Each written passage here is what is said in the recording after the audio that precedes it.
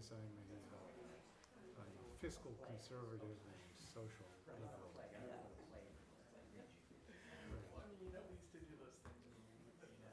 Well, I don't know if that's actually true, because I think most people still believe that, there should be it is a welfare state. We should support those that are less fortunate. I don't think anybody. No, I think there's a lot of people who don't think that way. Oh, I think they do. I think they think that it's being abused and it needs to be, it's broken, it needs to be No, fixed. I have people that say, screw them. If they can't work, then they shouldn't be living here. Oh, I No, I'm not saying that. I have friends I think, some very wealthy friends who say, why should I pay to support people that don't want to work? Know when to start this. it's not don't want to work, it's can't work. Well, then, no, they say it's don't want to work. Well, there's a percentage of people that understand the system well enough. It's not such a fabulous life that, I mean, It's not a fabulous life, it's a subsistence. but if you're lazy, you get away with doing nothing about it. If you're willing to live like I mean, I hear you. I hear you. Right. That's right. That's why I work hard at it. My hero. Oh, they took down the clock, so we can't actually keep track of these things anymore. Oh, Is that right? I think so. Jesse, did you take the clock off the wall? No, maybe. It is 7 though, Jesse. It does appear to be missing though. Is it 7 o'clock? It is 7. Three past. Yeah, Who's it is counting? time. Jonathan Book says now it appears we have everybody we need. We're here, that's really what matters. That's yours. You may have one if you need one. No.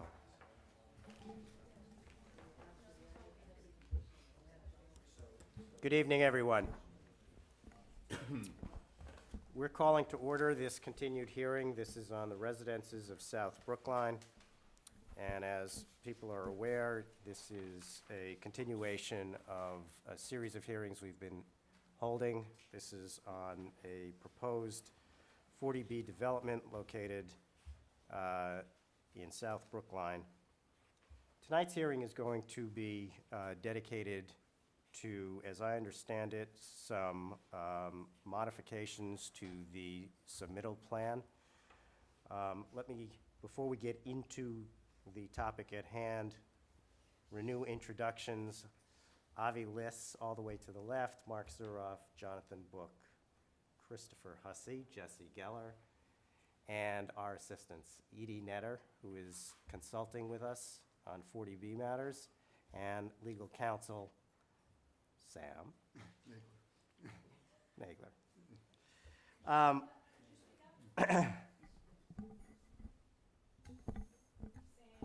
Nagler.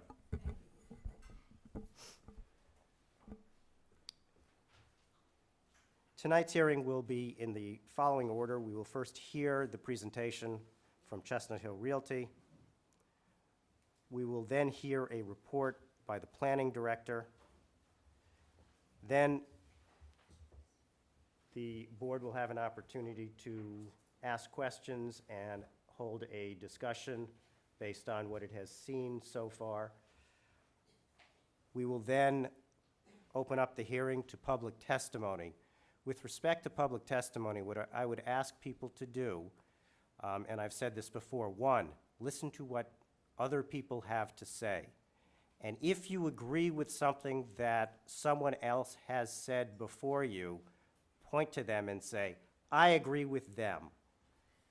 We don't need to hear the same comment several times over, only because it will make for an extremely long hearing. We do want to hear what you have to say, but we also want to be sensitive to time constraints. Also, I would note for people that tonight's hearing is focused on modifications to the plans that were submitted. And therefore, if you do have comments, please focus those comments on the changes to the plan.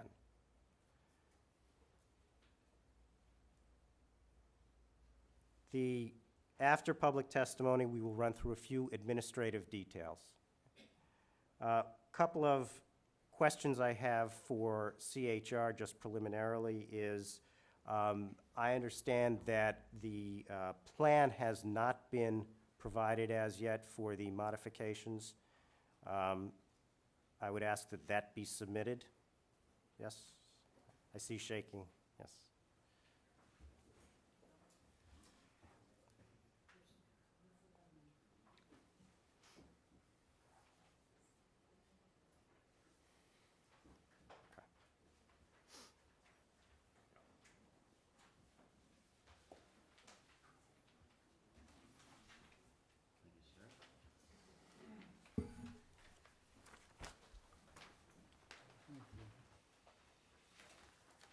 Thank you.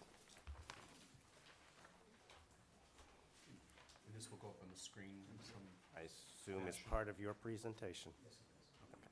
Okay. I would also note that a model needs to be, a completed model needs to be submitted by June 6th, that's tomorrow, in order to comply with our time limits, and that would be a bird's eye view as well as a street view.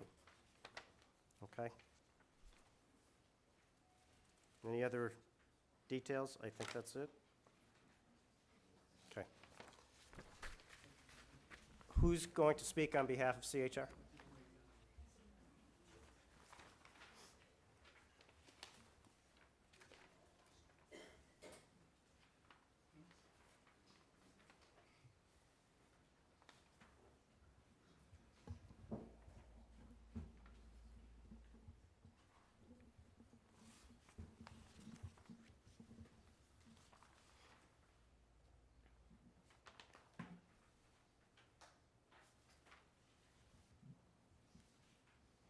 Good evening, Chairman Geller, board members. I'm Mark Levin, Chestnut Hill Realty. I'd first like to thank the planning staff whose thoughtful input have generated many of the ideas that I'm going to present tonight. Last November, we submitted the comprehensive permit application.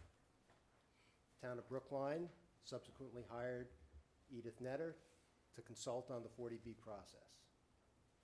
Town also hired Beta to do stormwater and traffic peer review, and Tolukian to do peer review of the design.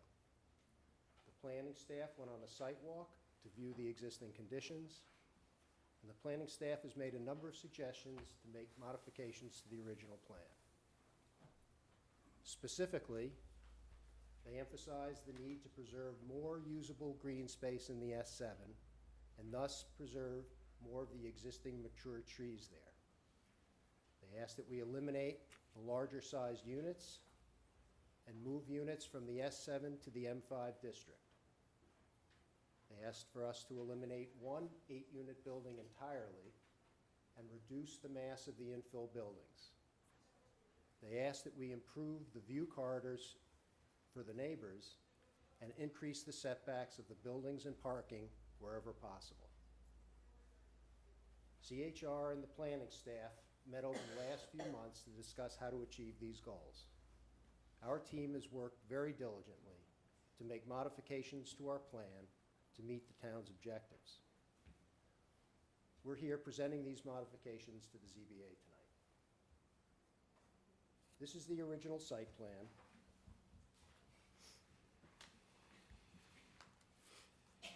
And you can see Beverly Road to the north. This is the west side, the original site plan of the west side. Beverly Road to the north, Independence Drive to the east.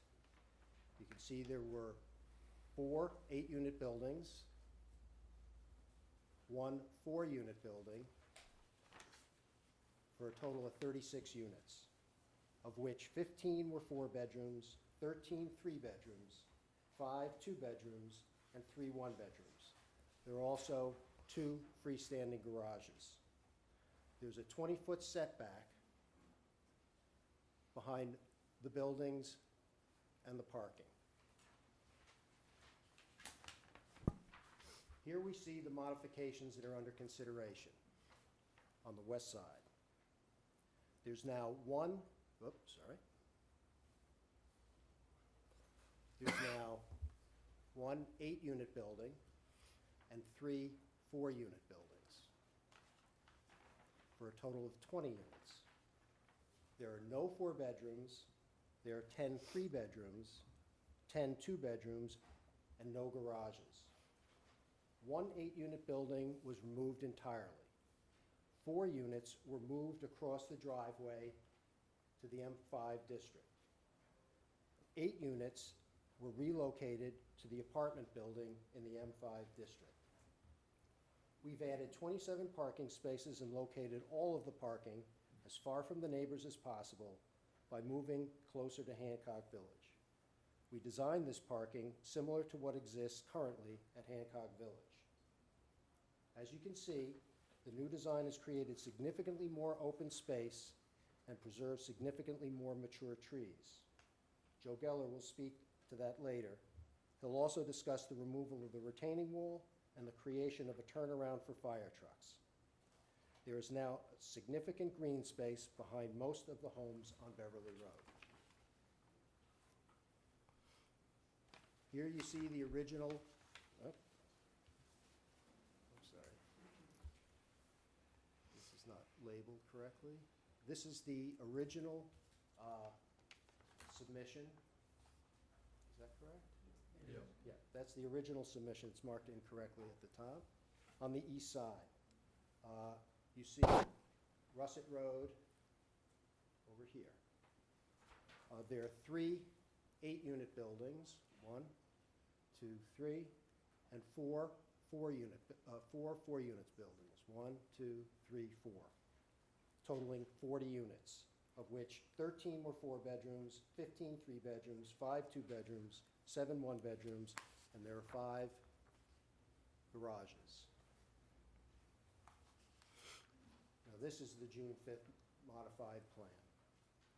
There's now 1 8-unit building and 4 4-unit buildings, for a total of 24 units, of which there are no 4 bedrooms, 8 3-bedrooms, 8 2-bedrooms, and 8 1-bedrooms. 2 8-unit buildings were reduced to 4-unit buildings by relocating 8 units into the apartment building.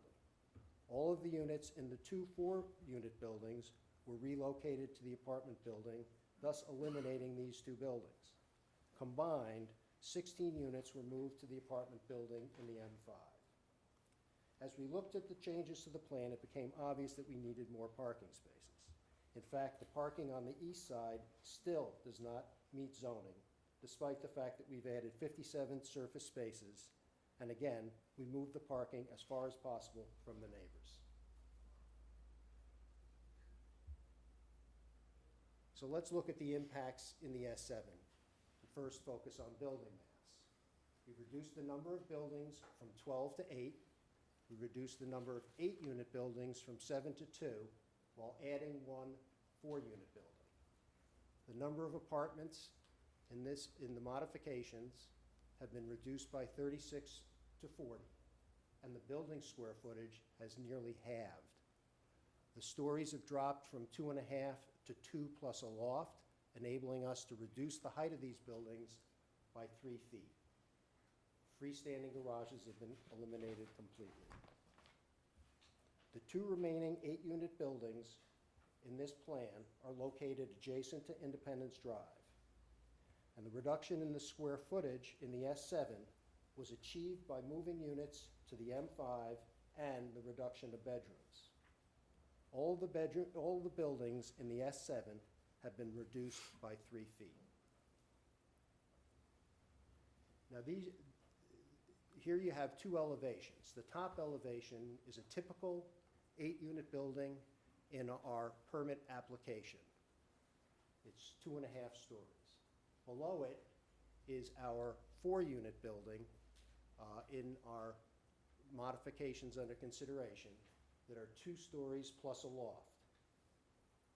The massing was reduced by virtue of the removal of bedrooms from the 3 and 4 bedroom units and the reduction in height that resulted from going from 2.5 stories to 2 stories plus a loft. We went from 7 of the 8-unit buildings above to 2 by converting 4 8-unit buildings to 4-unit buildings and eliminating 1 8-unit building entirely. Let's look at the impact on unit types. All 28 of the 4-bedroom units have been eliminated, and 10 of the 3-bedroom units have been eliminated as well. There are 8 more 2-bedroom units and 2 less 1-bedroom units. In all, there was previously 226 bedrooms in the S7. Now there are only 88 for a reduction of 128. The total number of lofts, as asterisked above, are 22, and the 18 3-bedroom units equal 10% of the total project, which is the state requirement and by mass development.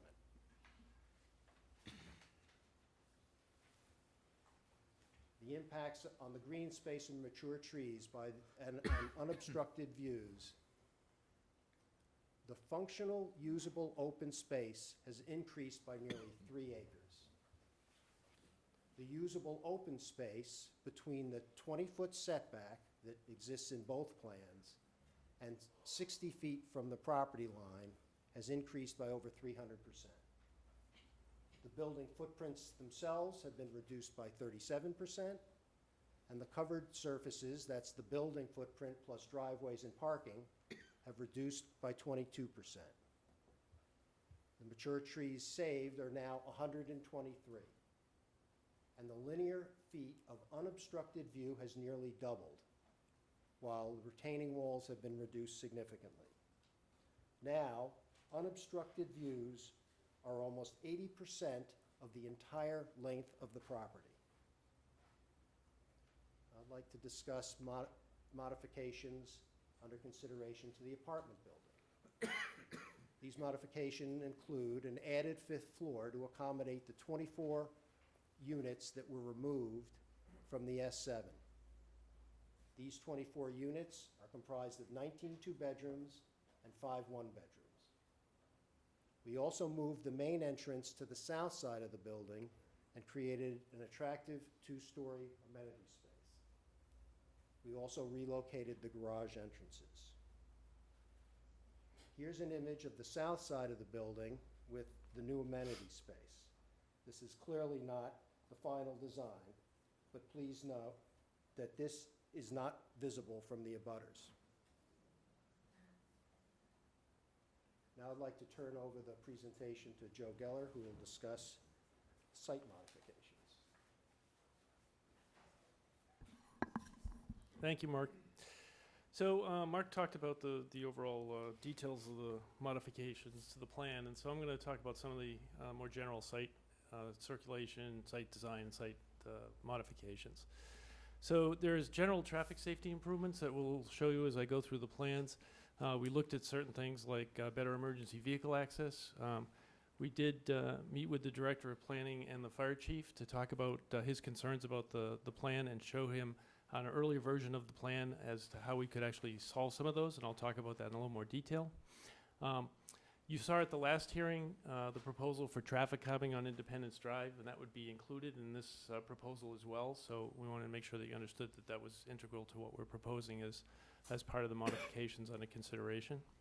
And then I'll talk also about potential future access to VFW Parkway is something that we consider working with the town on, although not included in this current plan.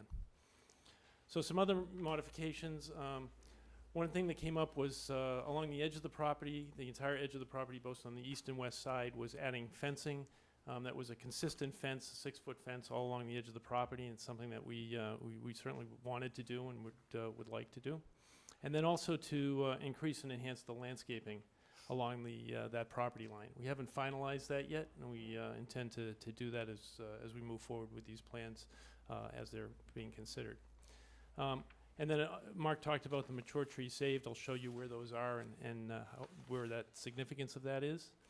And then also there were 3 retaining walls shown on the plan originally. One was on the one was on the west side, and 2 on the east side. We eliminated the wall on the west side completely, and the walls on the East side, we removed one of them, and then I'll show you in the plans how we actually still have a wall there, but how it's actually was designed to have less impact on the abutting properties. One of the things that was talked about a lot in the discussions about the plan was the unobstructed view shed. And I think when in discussing what that is, it's really that there's no buildings in the area, in the S7 area, to really impact the view from the neighbors, both at the ground plane but also in the upper stories. And so you can see that sort of these areas here are areas where we eliminated buildings along the edge of the property. And so that view shed is into the current green space and the green space that will be maintained.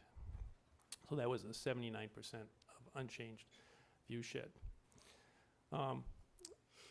The additional mature trees that we saved, you can see we had buildings, along, whoops. We had buildings in this area and this area before. And so by eliminating those buildings, we were able to save all of these trees here, all of these trees in this location here, and then the trees in the back. Because in the relocation, we were able to actually modify the grading as well to maintain this edge and the buffer on that side there. On the east side, by eliminating the buildings here,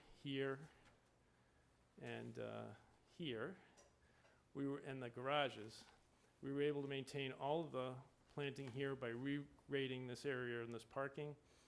We don't do anything in this area here, so we maintain all of the trees in this location. This building was eliminated, so we maintain all the trees in that location.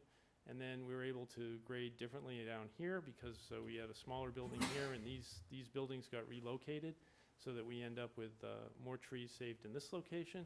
And then currently we're showing trees saved at that point as well. So the total number of trees saved is 123 mature trees. And I know that when we walked out on the site, there were a lot of concerns about certain specific trees, and so we looked to save as many of those large trees as we could. One of the things that we did talk about was the access to the VFW. So if that was possible, you'd be able to either come in and go out from this point here, and that's why this building is located where it is, so that there's the potential,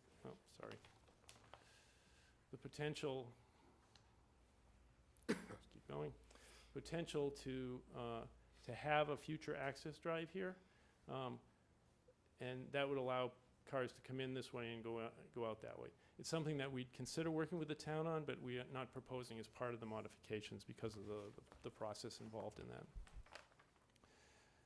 that. As I said, there's only one retaining wall left on the site now. The plan as shown is that you come in off of Asheville here, you turn left into the drive here. Before there was,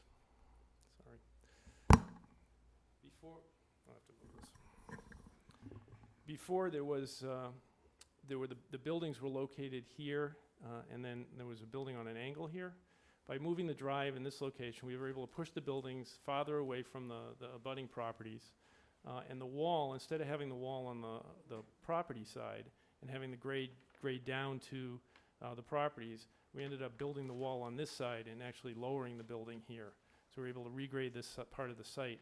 So this wall, while adding a wall on this side, maintaining a wall on this part of the site, it's actually done so that we can actually have a better relationship to the property line. And then the same thing, we've eliminated the wall sort of on this whole edge on this side. So another comment that had been made was about emergency access and concerns that the fire chief had. And so in our discussions with the fire chief, one of the things that we talked about was the length of this driveway and him having to use a hammerhead turn to get it out of that driveway. And also the width of this driveway in this whole section, concerns about passing of fire trucks. I think you heard that at the last hearing from the deputy chief as well. So what we've done is we've created a traditional turnaround at this location. It takes up more pavement, but we're able to actually get a truck to turn around in that whole area and go back out. We've maintained a 22-foot wide pavement width there. I think we had shown 20 feet in some locations before. We talked to the chief about a 22-foot or 23-foot wide pavement. which he was more comfortable with. And so we have a 22-foot wide roadway as a minimum there. It's wider in certain sections where the parking is shown along the whole. So where there's parking, it's a little bit wider to pull out of the parking spaces. So we feel we've given a very comfortable drive lane there so trucks can pass. If a truck pulls up and is working in the fire scene, as the chief described to us, they want to be able to get past it, turn around and get back out. So if there's another call or something like that, they can accomplish that. And we think we've done that with this plan. We also talked with him at the time about the modification here, where now that we're only showing 2 buildings here and 2 buildings here and a 3rd building here, with an access drive that came off of Asheville this way, that we'd still have the hammerhead in this location, we'd still have a hammerhead in this location, but we're only servicing a fewer buildings. And then his other concern was access to the back of this building, the large building. And so we talked with him about putting a grasscrete type paving system in the back of the building. So we'd still maintain a green space back there. To all intents and purposes, it would appear as a green space, but the grasscrete would allow for fire lane access to the back of the building, which he was comfortable with as well. And then, of course, if we were able to get access at this point, he would have direct access onto the VFW in the future. So we had that meeting with him. We'd actually want to go back and show him one more time the final plans, but we think we've addressed the concerns that he had. And this just shows the auto turn that you're all now getting very familiar with, and how the auto turn would work in each one of these points for a fire access. Just kind of to wrap up, I think the other issues that come up in the discussion that we've had over the last few months has one of the things that the town had some questions about was our stormwater management system and the use of pervious pavement. We believe we'll be able to, first of all, we're reducing the amount of pervious surfaces to begin with. So we'll be making an improvement to the stormwater system as we proposed it, because we'll have less impact. So from the very beginning in the modifications, we're able to address part of those issues, but we also believe because of the way we can grade the site and because of the additional open space on the site, we're able to modify the stormwater system so that it can be something that we can work with the town on, and I think we can have a better, the system will address the problems or concerns that people had at some of the hearings. You know, we still believe that the pervious pavement system is a good use of a good proven technology, but we'll work with the town on understanding that better.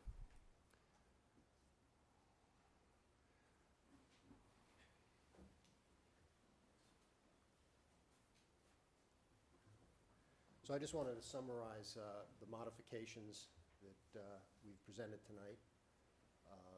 We've eliminated 8 units, so the program is now 184 total.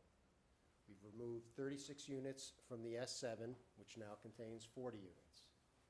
28 units were moved into the M.5, 4 of which were in a 4-unit building on the west side, and 24 onto the 5th floor of the apartment building. We removed 4 buildings, from the S7, and we removed 81 bedrooms in the aggregate. 128 were removed from the infill units. We removed all 7 freestanding garages. We reduced the height of the infill buildings by 3 feet. We've converted 4 8-unit buildings into 4-unit buildings, and we've nearly doubled the linear footage of unobstructed views. As far as the unit types go, as I mentioned, we've eliminated all the 4-bedroom units, and we've reduced the 3-bedroom units by 10 to 18.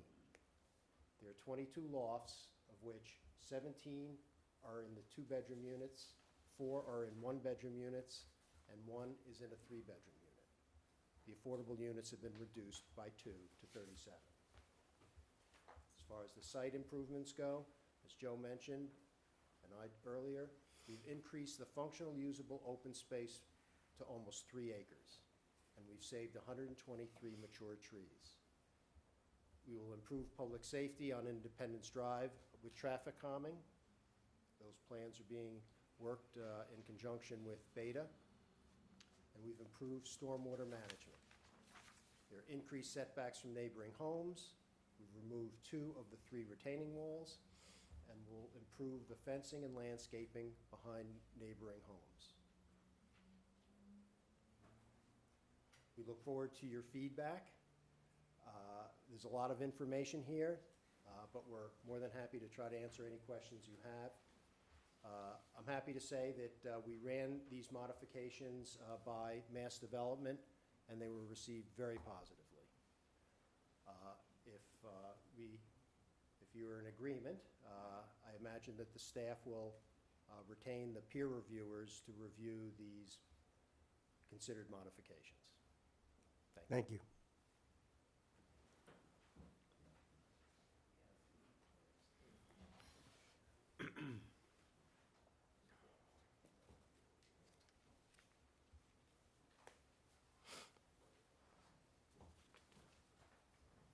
Are there any questions at this point for representatives of CHR on the modifications or on the plan in general?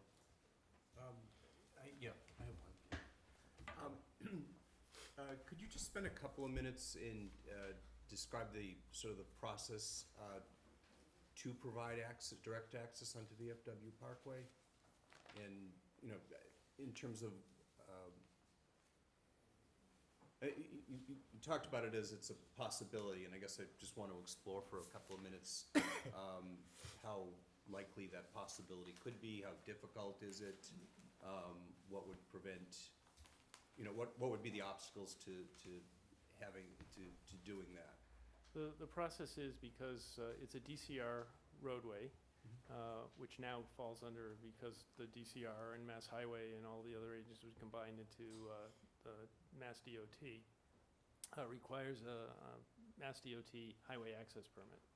So there's a rather involved process that goes with that. It's also a historic parkway, so there's concerns and issues with that as well. It's something that it's something that it's just an involved permitting process that goes through the state.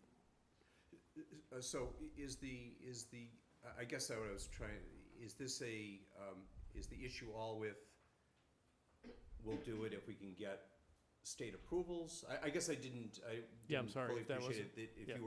If you were at a stage in your planning that you were committed to it if it could be done. That's really. Yes, I think we said that if we would work with the town to achieve that if it was possible to achieve it.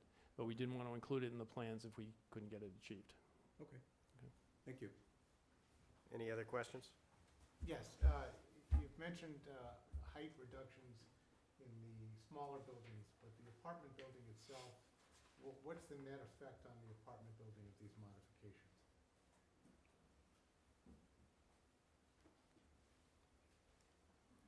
By adding a floor, the 5th floor, to what was previously a 4th floor, I would imagine that we're nominally adding 10 to 11 feet in height.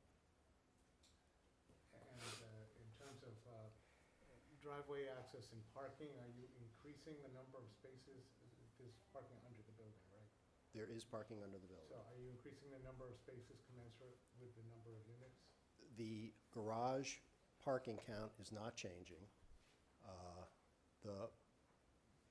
The parking that would be, the additional parking that would be required, we envision in being in the lot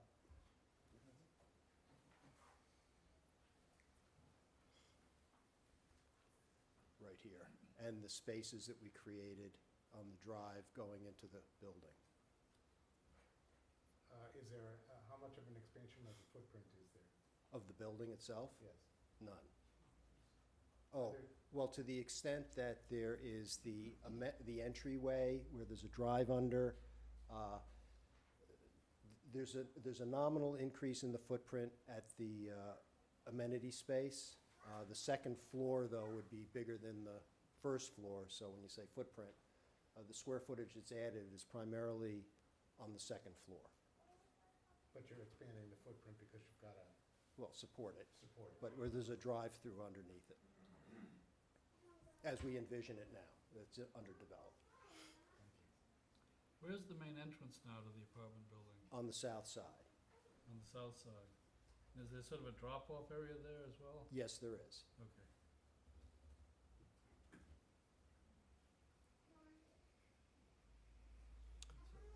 Mr. Galler, can you speak to the, you had mentioned the fact that drainage had been improved, although you still firmly believed in pervious pavement.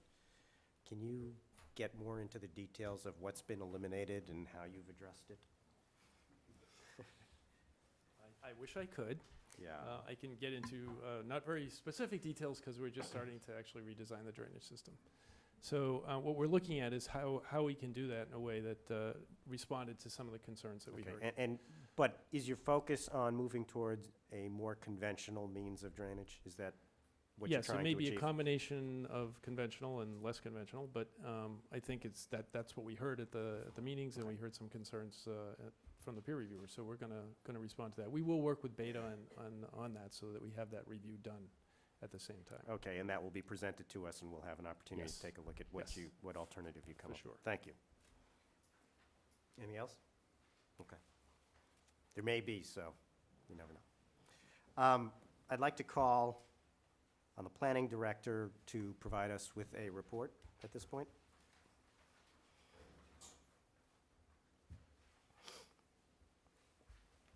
Thank you, Mr. Chairman. Allison Steinfeld, Planning Director.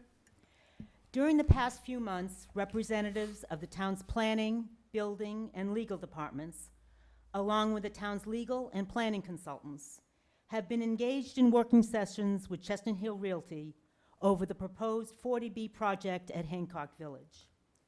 No members of any elected or appointed board have participated in these working sessions, and staff has not been authorized to negotiate or reach an agreement. The revised plan that Chestnut Hill Realty is presenting tonight has not been endorsed by any representative or body of the town. These working sessions are consistent with the standard 40B process and in fact encouraged by the state.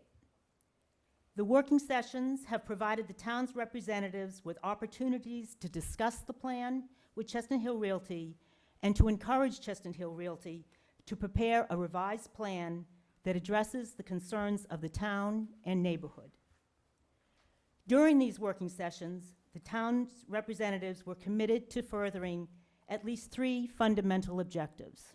Number 1, to retain as much usable open space as possible within the Greenbelt. Number 2, to reduce the visual impact of the development on the abutting single-family homes. And number 3, to minimize the impact on the school system as much as possible, even though fiscal impacts are beyond the scope of 40B review. Chestnut Hill Realty has made the following changes to the plan. The total number of residential units would be reduced from 192 to 184. The total number of bedrooms would be reduced by 81.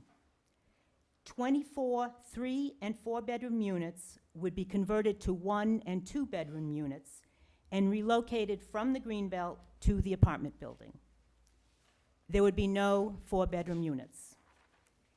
The original 12 residential buildings located in the Greenbelt would be reduced to 8. A 9th building, which has 4 units, would be moved outside the Greenbelt in between 2 existing Hancock Village buildings. The number of 8-unit buildings would be reduced from 7 to 2.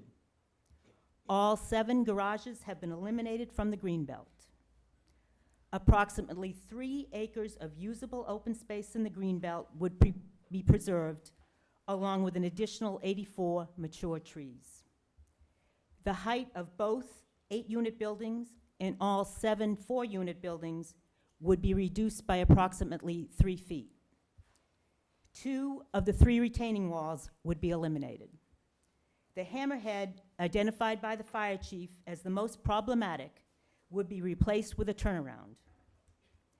If the ZBA grants a comprehensive permit, Chestnut Hill Realty would submit an application to MassDOT for a curb cut to provide access to the development from the VFW Parkway.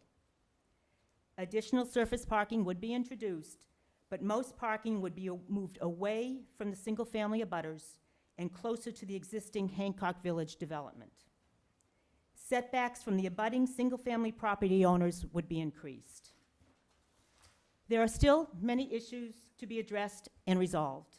Most notably, town representatives are concerned about the massing of the apartment building. The town has engaged an urban design peer reviewer who will be reviewing the site and building design and providing his preliminary comments at the next hearing. The introduction of lofts within 22 units is also of deep concern, as these spaces could easily be converted to bedrooms, exacerbating the town's school space crisis.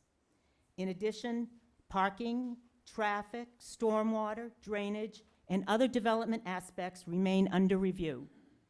However, in view of the significant constraints imposed by Chapter 40B upon municipalities, it is the professional opinion of town staff that overall, the revised plan is better than the original plan. Moving forward, peer review of the project will continue, and we look forward to comments from the public and guidance from you. Thank you. Thank you. Allison, could I ask a question? We've heard of an architectural consultant that's part of the team now, but we haven't heard from them. Have they been involved in this negotiation, or will they be reporting later on it? We've had some preliminary discussions with the consultant, but he has not been charged to undertake review until presentation of the alternative plan. He will, pending your approval, be authorized to begin tomorrow. Good, thank you. Yes. Just wanted to underline that there has been no negotiation during the sessions. So there's been conversation, but staff has not been authorized to negotiate on behalf of the town. I see, okay. And with your permission, Mr. Chairman, if I could just make a note, the planning department will have the plans put online, if not tonight, then certainly first thing in the morning. Thank you. Thank you.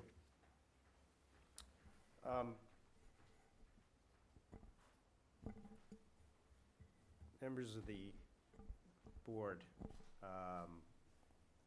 we've heard a fair amount of testimony to date, and we have yet to hear both the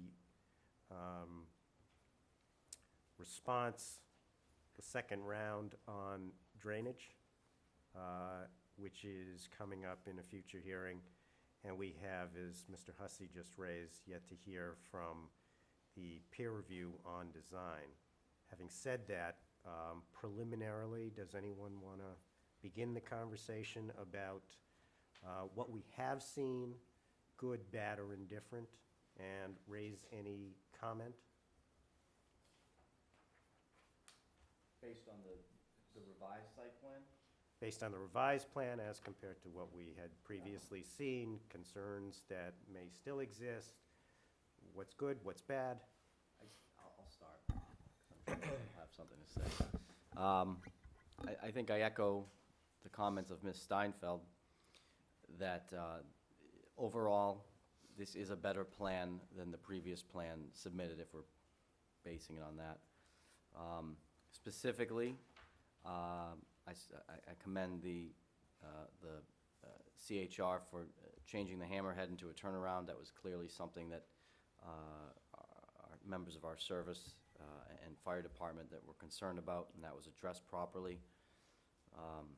The 22-foot minimum for pass-through is also very important.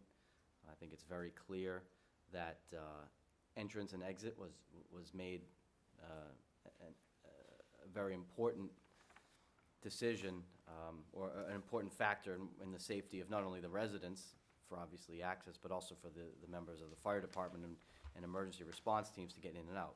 So I commend that. I think that the overall saving trees is tremendous. Good use of the space. And the concerns that I reserve are those that Ms. Steinfeld also addressed, that I would like to hear from the urban planner, the site, the peer review on the impact of the larger building. However, considering what they've done on the west side in the S7 district, there is going to be an impact on the M5, and I think that they've done very well with what with what they've done. Some of the considerations about impact on schools, unfortunately, it's not something that we can consider. So that I remove from the table, whether fortunate or unfortunate. I like the loft idea. I think it's, personally, but again, I'm really not an architect. I'm gonna look to the site as the urban planner for impact on that, but otherwise, this plan is, yes, better than the previous plan. Thank you. Anybody else? I'll chime in and say that I'm impressed that there are significant modifications being proposed. My concern is that since we don't have the actual design and proposal in front of us, that we have the possibility of having further peer review of the modifications, and we're up against a time deadline, and I'm concerned for the board that we have enough time and that the other town boards that are involved have enough time to review this and give it proper consideration. Mr. Chairman, are we going to have enough time to consider this modification? We will make sure we have enough time. Well, we may have enough meetings, but I'm questioning whether the peer reviewers are going to have enough time. We are told that the peer reviewer will come in with a preliminary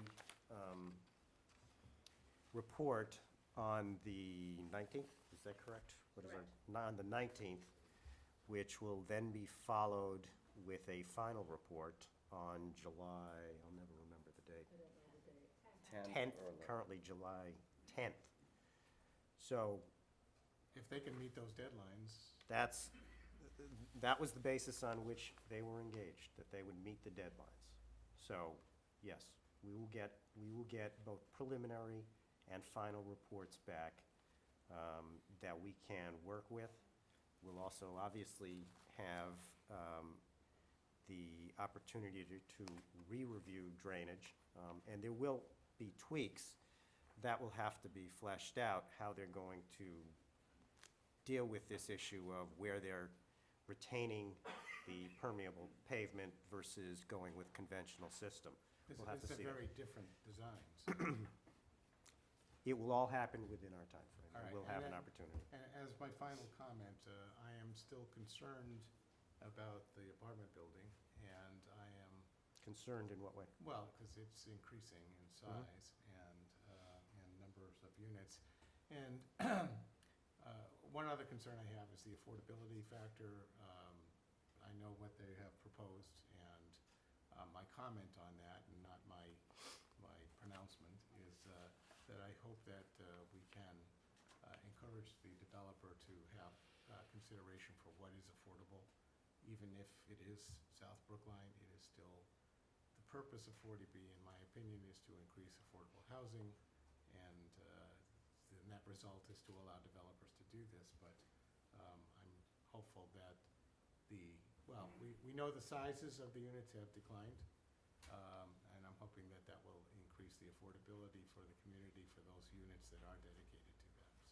So just my concern, and it's something that hopefully the developer will consider.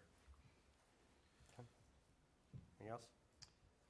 Yes, I'd like to just point out that the reduction in bedrooms also affects the parking, the amount of parking that's required, so that's an improvement. I'm not worried about the peer review. I'm sure that can be done in time. The major work has been done, research and what have you, so I suspect they'll be able to meet that deadline. I'd like to make a motion, I guess, such as will be required to start the architectural review, peer review. Seconded.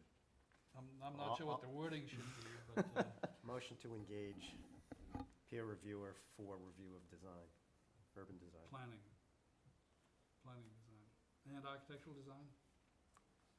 I think it's the Planning. entire ball of Well, wax. I see a difference between the two, and I'd like to have both words in there if possible. Planning and Okay. architectural review. Okay, I assume that's correct. Site and building design review. Fine, Those words work for you? they work. Okay, all in favor? Aye. Aye. Okay, so they will be engaged effective tomorrow. Thank you. Any other comments? Just one other question. I know it was mentioned, but what will determine whether you, or when you make application to the state for the VFW access? That has been mentioned, but I didn't make a note about it. That is, does it require our approval or the next state approval, or what would set that in motion? I would say that an issuance of a comprehensive permit with conditions that need not be appealed by us, that we do not feel compelled to appeal to HAC. Okay. Approval by In other words, this, a project that we can live with, and we move forward to get that access. okay, approval by this board is what you're referring to? Correct. Yeah, okay, thank you. I need to interject on the design review. We have currently a rudimentary model, which we really do not believe is worthy of review. That model will be upgraded to a worthy model by the middle of next week, by Wednesday. I believe that there's enough design elements to be reviewed in the meantime on the architectural side, as we've done the architecturals for those infill buildings, as well as some basic changes to the 5-story building. And so, just letting you know that the model that we have will be available next Wednesday. Do you want to make a motion to No, extend? I want to make a comment. Edie?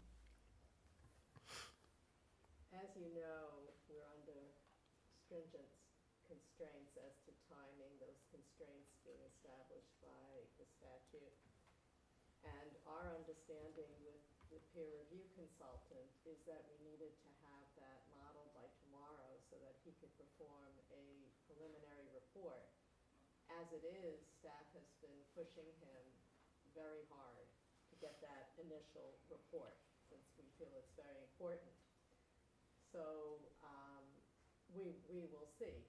We are trying to work within those time constraints, but as you know, if the developer cannot provide the information in a fashion that is timely according to the needs of our consultants, we may have to seek additional time. So we have to check with the peer review consultant. And we know you're working as hard as you can, but those are our constraints.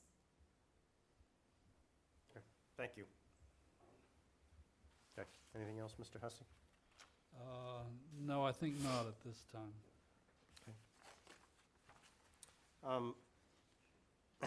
Let me say that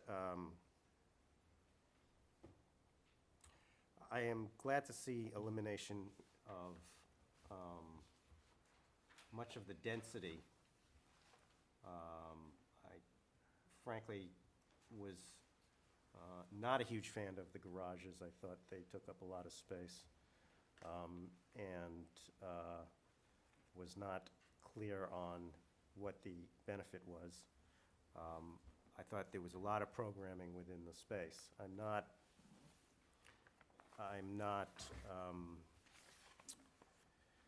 not one that necessarily believes that there needs to be strict adherence to keeping the so-called green space open. On the other hand, it seems to me that there is some degree of consistency with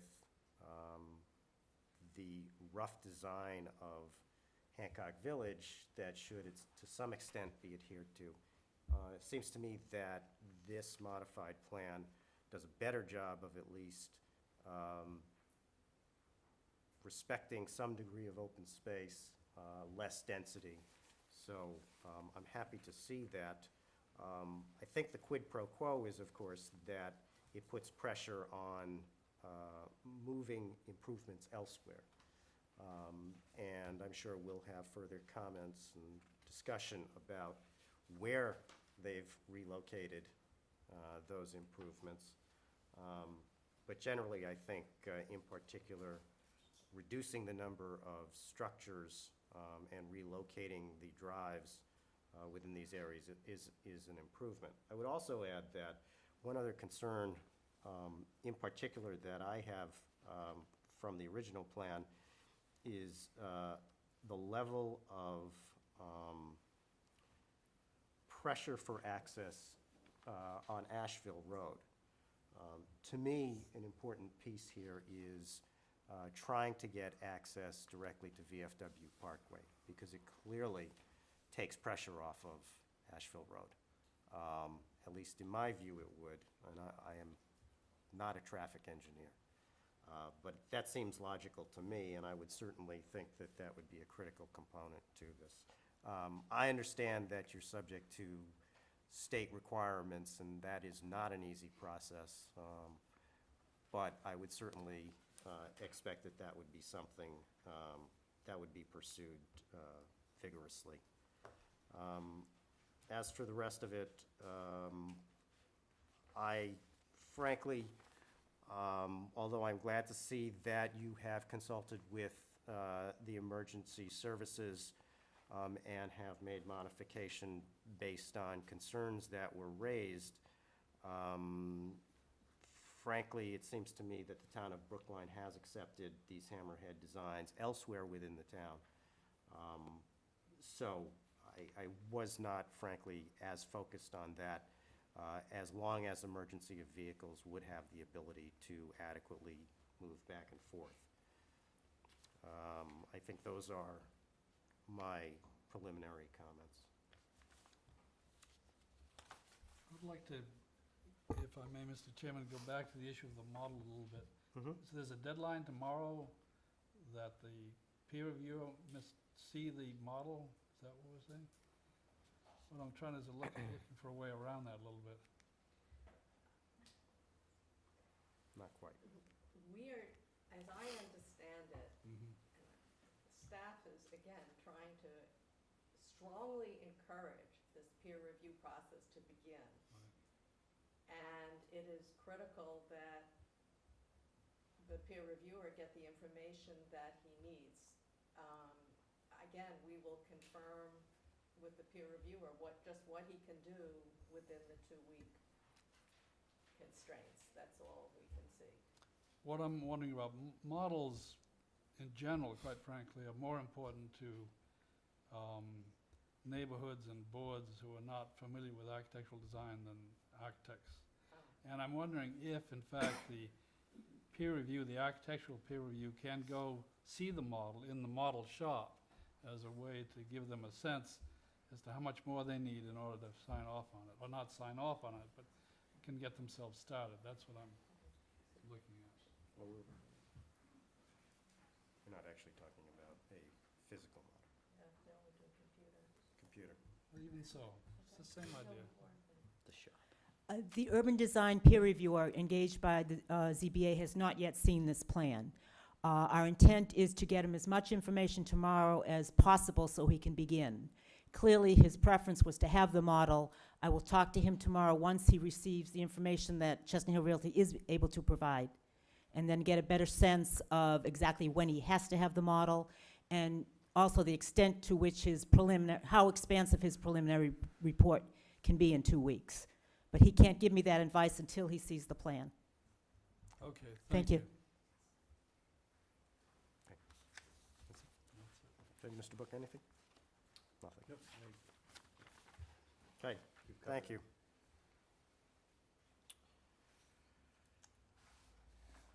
We'll now have testimony from the public. Just by a rough showing of hands, how many people would like to speak this evening? Okay. So if people would line up to the left.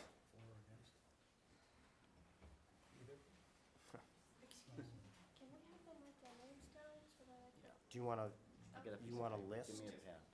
Okay. Can you just remind them? Yeah. Yours, because it seems like they go. Do you want a piece of paper?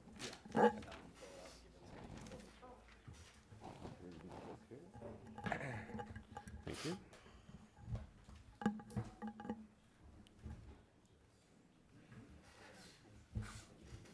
Sure. Yes, please. When you speak, I would ask, one, start by giving us your name and give us your address.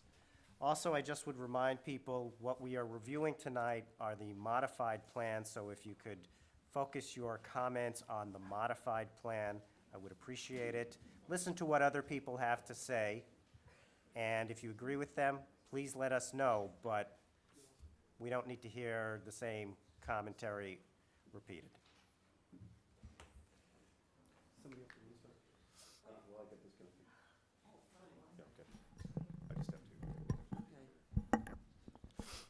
My name is Cyril Wolf. I live at 269 Russet Road. I've lived in Brookline for over 50 years. I taught at the Baker School for 25 years. And I think because of my connection with the school and the area, that Mr. Drucker and Chestnut Hill Realty has been playing with the neighborhood since he came in and he revised the circle in the front of Baker School and put a statue there. When he did that, he never bothered to check and see the significance of that area. That area had trees in it that were planted in memory of children that had died while they were with Baker School. It was never checked to see what it was all about.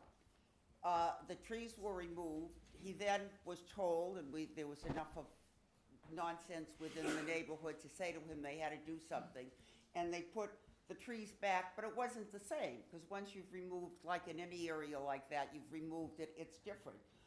My feeling is that he has no sincere feeling for the Baker School area or for the town of Brookline. Thank you.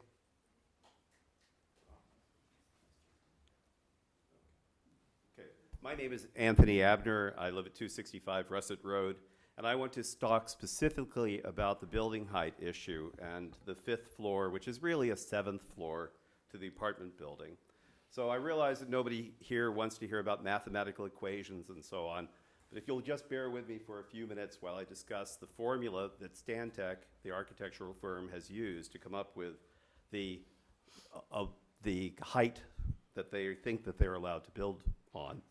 So I'm going to start off with a provocative question, and I'm going to end with two questions. Would it be possible to build a tower the height of the Hancock Building in a Brookline M05 neighborhood, zoned for 35 feet? Could we see this here? Well, let's take a look. The M05 allows 35 feet. This is a 5-story building now on top of a 2-story parking garage. The entry to the garage at Asheville Road is at street level. This is now 7 stories above the street level, not 5. And the building height in the original proposal was 72 feet. Now it will be 83 feet. Okay?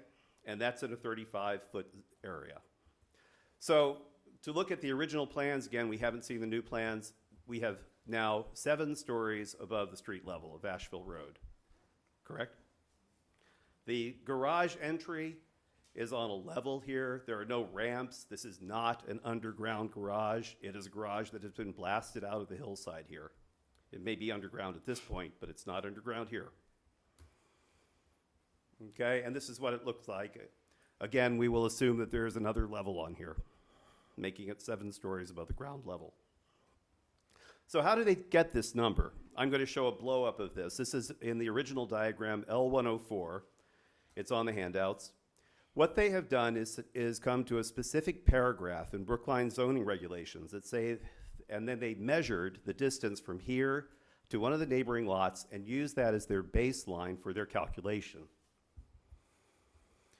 What they have done is to put this into a pseudo-mathematical formula that says that their maximum building height allowance is the mean natural grade of the lowest abutting lot and 1/4 of the closest distance from the proposed building to the lowest abutting lot, plus the 35 feet that's allowed. Is that what the Brookline zoning bylaws say? The answer is absolutely not. I'll come back to this in a second.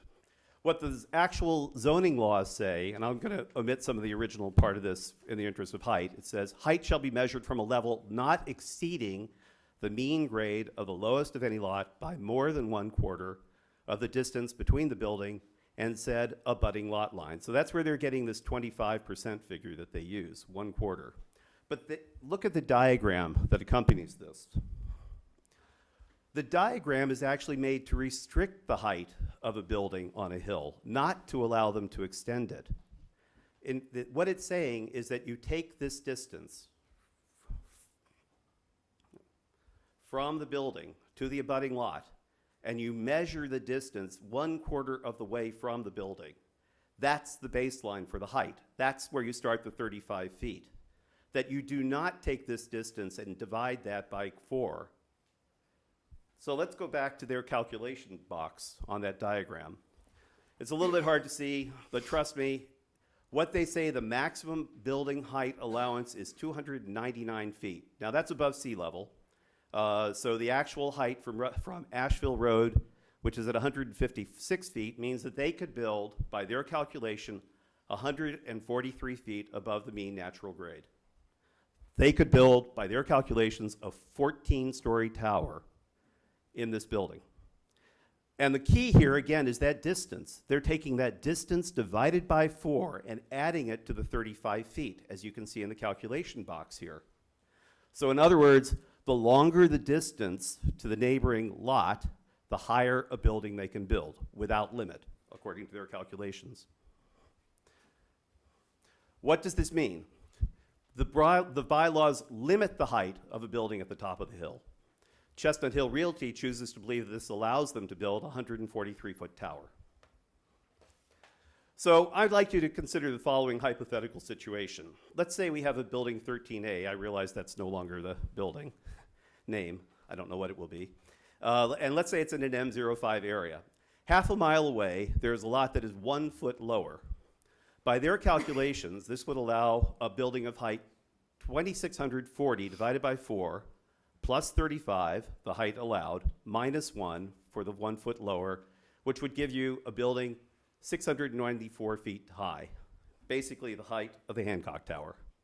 So if you have that 2,640 feet, divide by 4, add 35 feet, you get 694.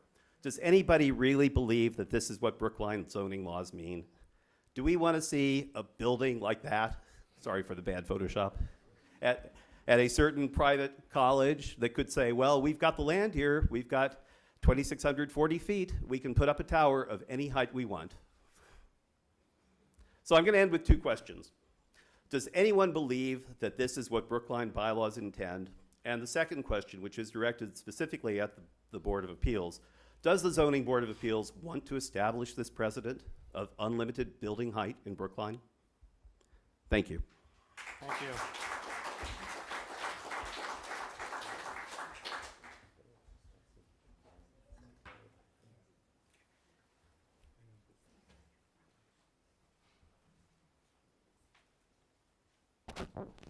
Steve Chiumenti, 262 Russet Road, Town Meeting Member from Precinct 16.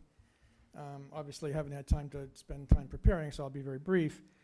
First, obviously, we don't even yet have exactly the details, so we look forward to having the opportunity, as speaking for the public and the precinct, to comment at some point in the future to the board.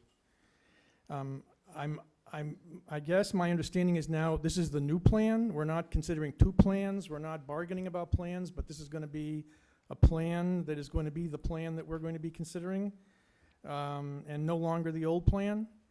The problem is that obviously now we need to begin reconsidering everything from scratch as far as our review of this thing, and I do appreciate that the board realizes that this is a problem now for peer review that needs to be redone.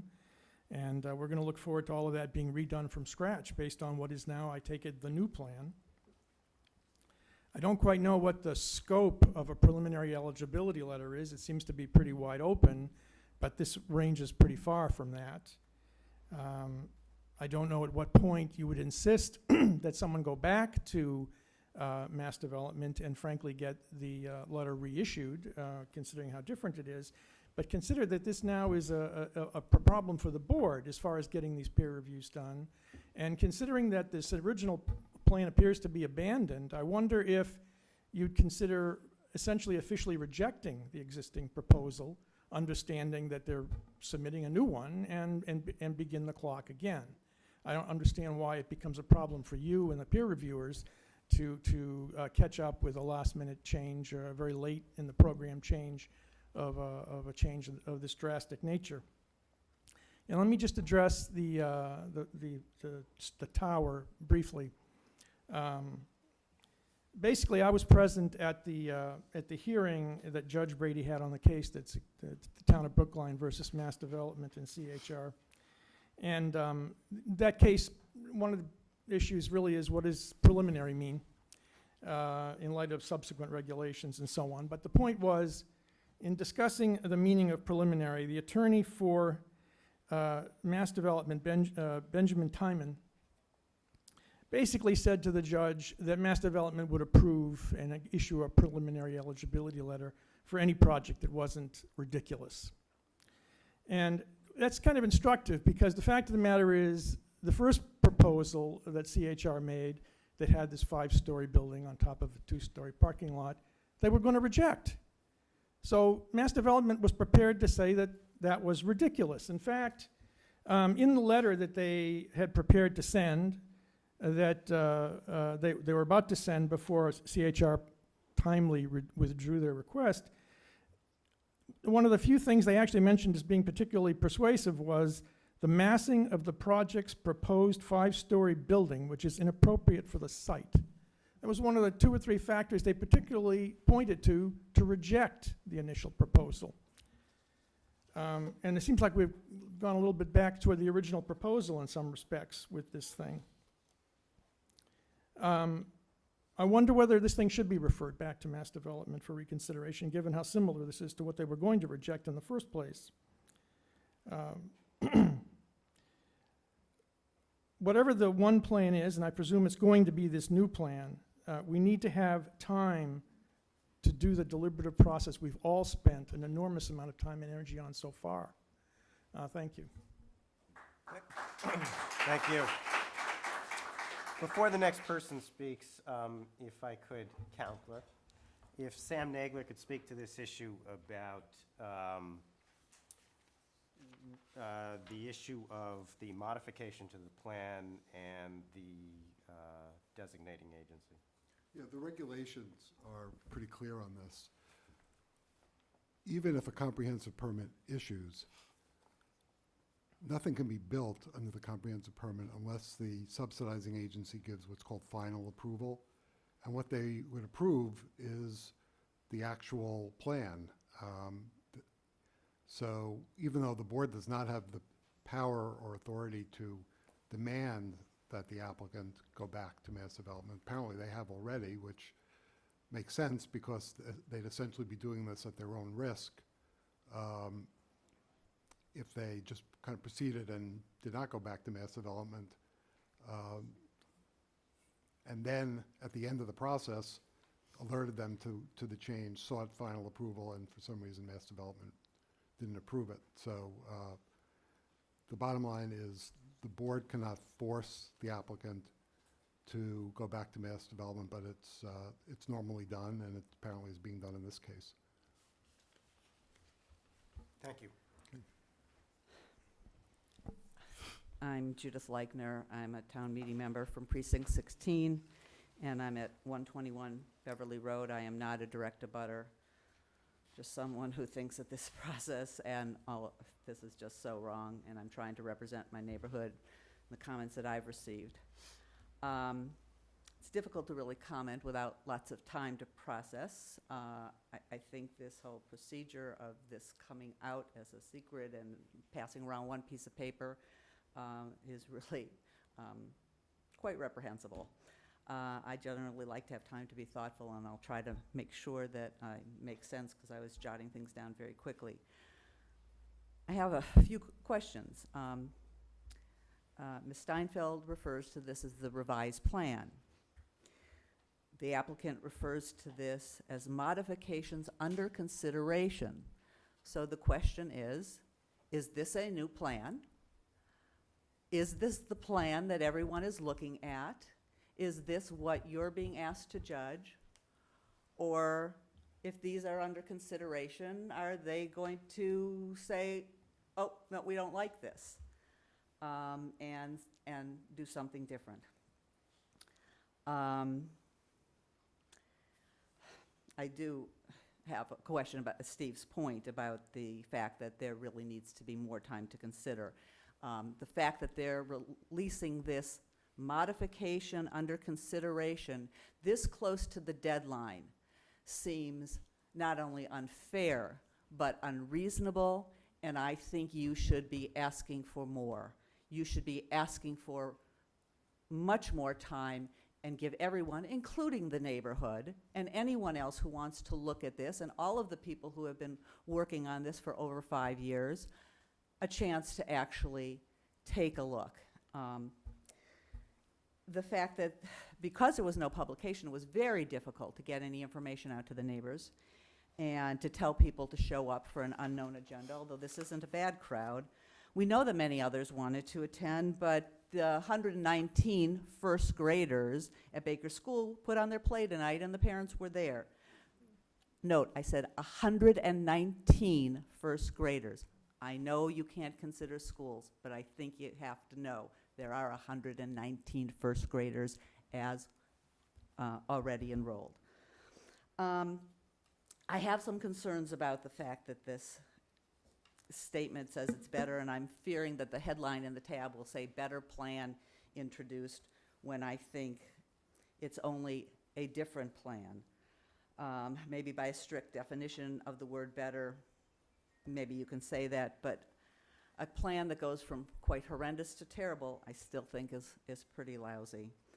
In 1946, the town came up with a very good plan with the neighbors, with their ZBA, the town officials, and the developer came up with something that worked, and it worked for 68 years. They created 530 affordable units, not 36, 530 affordable units in an area that had only contained a golf course and single-family housing, and was one of the largest developments in Brookline, and it fit into the neighborhood. I know you have constraints, but I still think that this plan, which was designed to increase parking and roads that Mr. Zucker had always said he wanted, and destroying the Greenbelt buffer to do it, that's what this is about, and I hope that you can do better. This plan requires, as you've heard from your consultants, over 20,000 tons of removal of pudding stone rock. Places this mammoth building on top of the highest points of the property, and that building is going to loom over everything else, and I'm not going to go into the details. But it's going to change the visual landscape forever, and it has none of the qualities that the original development was so successful because they respected the landscaping, they respected the environment, and they respected the town and the neighborhood. I also found the comments about the objectives of the planning department that Ms. Steinfeld read, and then the objectives that Mr. Levin said to be really quite different. Mr. Levin said that the planning department's objectives were moving units from the S7 to the M5, that the objectives of the planning department were removing a building. I don't think that's what the planning department is telling us that were their objectives. They said to retain usable open space. I think much more could be done because a parking lot doesn't look to me like very usable open space. We got a lot of roads and parking. The reduction of according to the planning department, the reduction of visual impact of this development on abutting single-family homes, well, this overwhelming visual impact is just incredible. On Russet Road, their houses will change forever. You're basically putting an Avalon Bay behind single-family homes, and that is a change that is incredibly out of proportion. 4 stories was terrible, 5 stories is worse. And as Steve said, Mass Development said that was a reason for denial. And this, again, we know it's not part of the 40B, but planning said they wanted to minimize the impact on the schools. But 184 units is going to bring in hundreds of new kids. And Alan Morris, as you heard from, who was the former chair of the school committee, said even with 80 less bedrooms, people in Brookline put children into hallways, into dining rooms, any place they can. They put the cots on the floor. And so this will bring in hundreds of new kids. Remember, there are already 119 first graders. I hope that the ZBA and the town realize this and insist that we do better. I hope this board will try to ensure that any project at this will be as successful as the original project that the town and the developer agreed to so many years ago. And I know you're really busy, and I appreciate all that you do. But I'm going to ask you to do one more thing. I would ask this board to have one more tour of this site. The last visit you had was on the coldest day of the year. It was ridiculous. The property was frozen and it was barren. And I ask you to request that CHR mark this new proposal on the site. And when you look at it, you'll see the hills, the trees and the grass when they're green, and you can fully appreciate what's going to be destroyed. I believe we can do better. I hope you will assist the town do better. And just as an aside, they have an awful lot of land, and they are insisting on this spot. And again, I think that's reprehensible. Thank you. Thank you.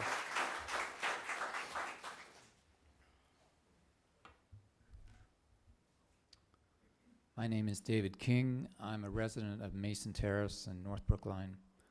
I'm vice chair of the Preservation Commission and a member of the Hancock Village Neighborhood Conservation District. In the Preservation Commission, part of our work is to protect cultural resources. And as you are aware, the Commission has identified Hancock Village as a significant cultural asset in Brookline. It's also been voted eligible for the National Register and State Register of Historic Places. I think the history of the development has been described to you, but I would reiterate that it is the largest and most significant garden village housing development in the region. One extraordinary aspect of the original development was the design of the circulation through the project and the resulting hierarchy of spaces. Cars moved from the major roads like Independence to smaller roads like Thornton. Then residents could walk to their apartment, and the buildings themselves separated a public vehicular area from a calmer semi-private garden area on the other side. These relationships of public to private, vehicular to pedestrian, are fundamental to the original design, and they are turned upside down in this proposal. The green belt, which is the garden semi-private area to many of these apartments, and is also an area for community events and a significant natural resource of the development, is flattened and paved over and becomes a zone of parking and vehicular traffic, just like the area on the other side of the building. The new building, and especially the new parking, are unrelated to the original design concept. Although the density of the development may have changed in the new proposal, the basic design is the same. The apartment building has gotten higher, and the shape has no relation to the irregular layout of the townhouses around it.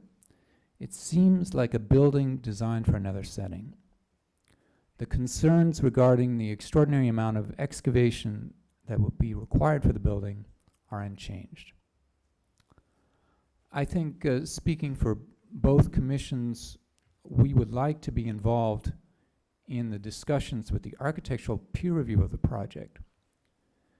Clearly, the town wants affordable housing, but I believe both commissions are convinced that a more appropriate plan could be developed that would better complement the qualities of Hancock Village. Thank you.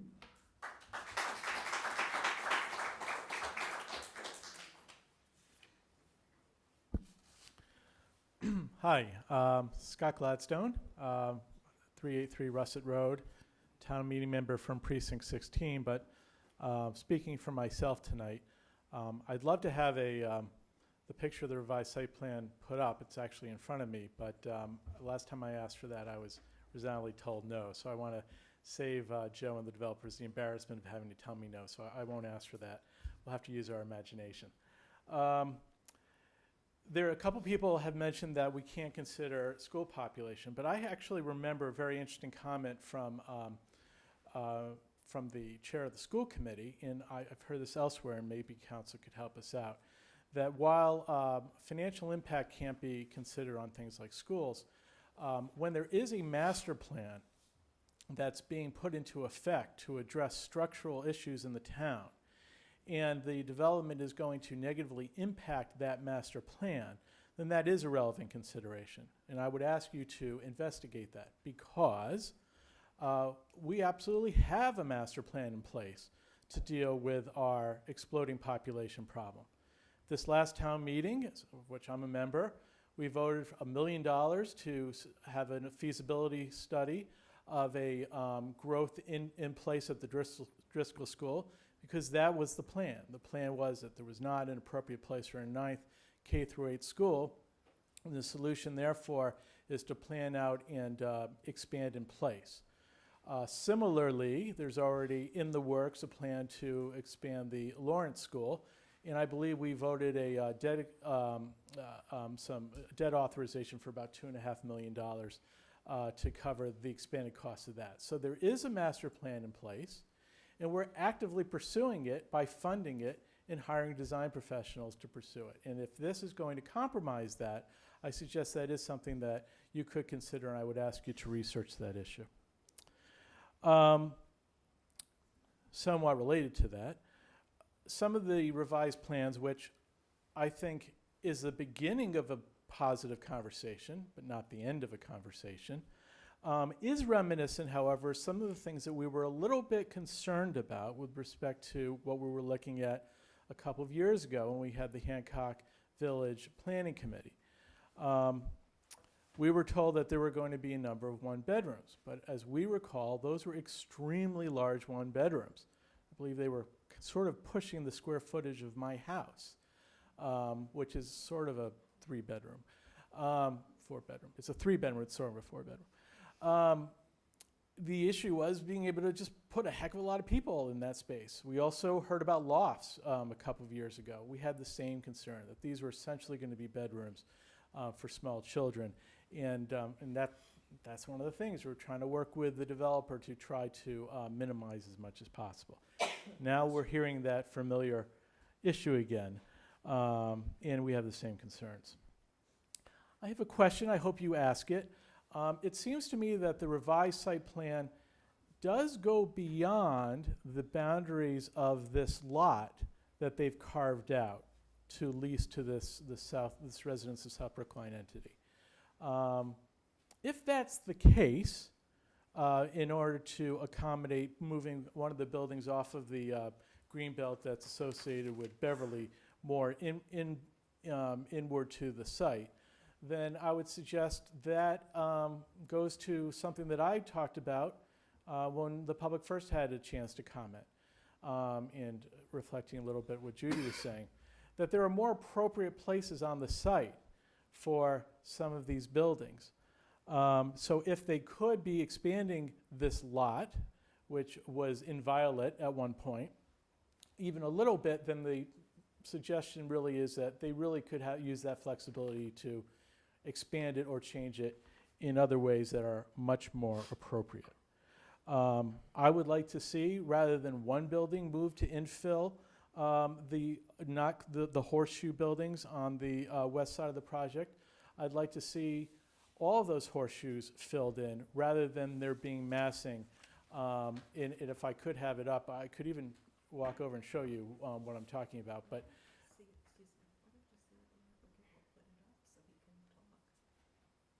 It's fine with me. Can you put up the picture, please?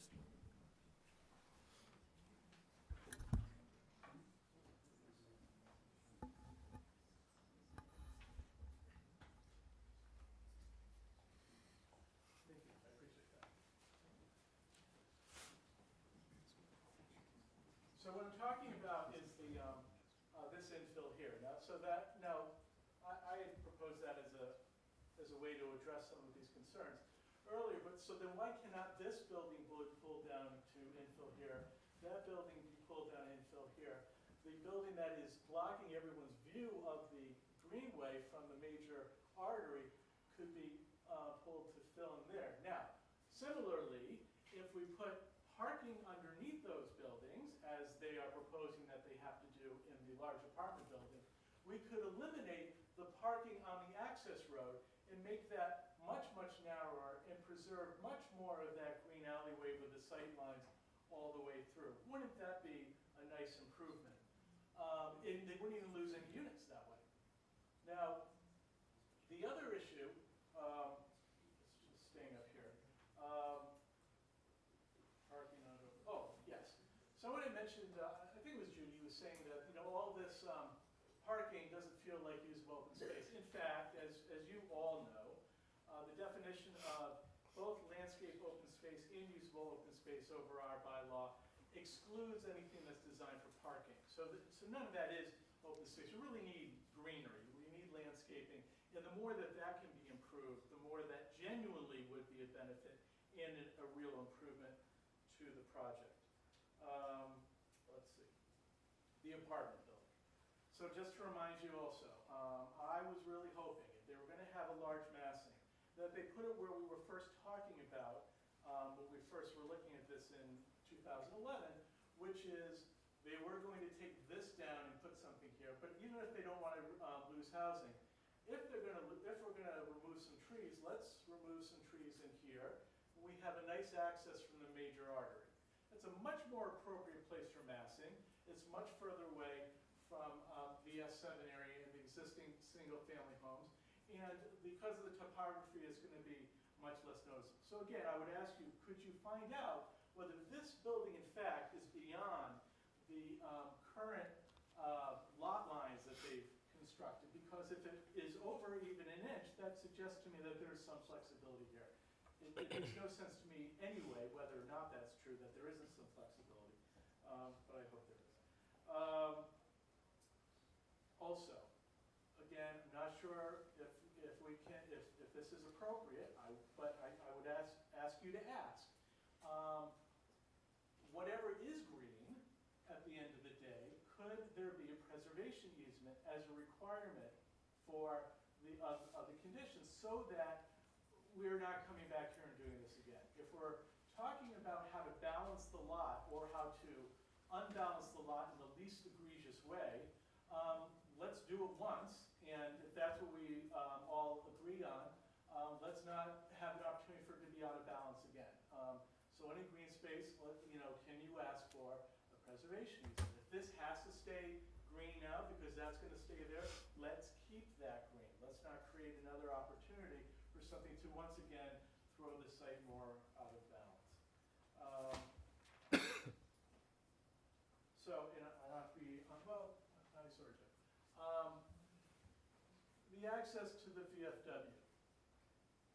If that were there, and I've heard this bandied about before, then this access to Asheville, which everyone is, I'm glad to hear, is of concern because of the traffic going up really all the side streets, but in particular, I think Russet Road, because that's where the traffic control light is that governs where all the children are walking, crossing to go to the Baker School.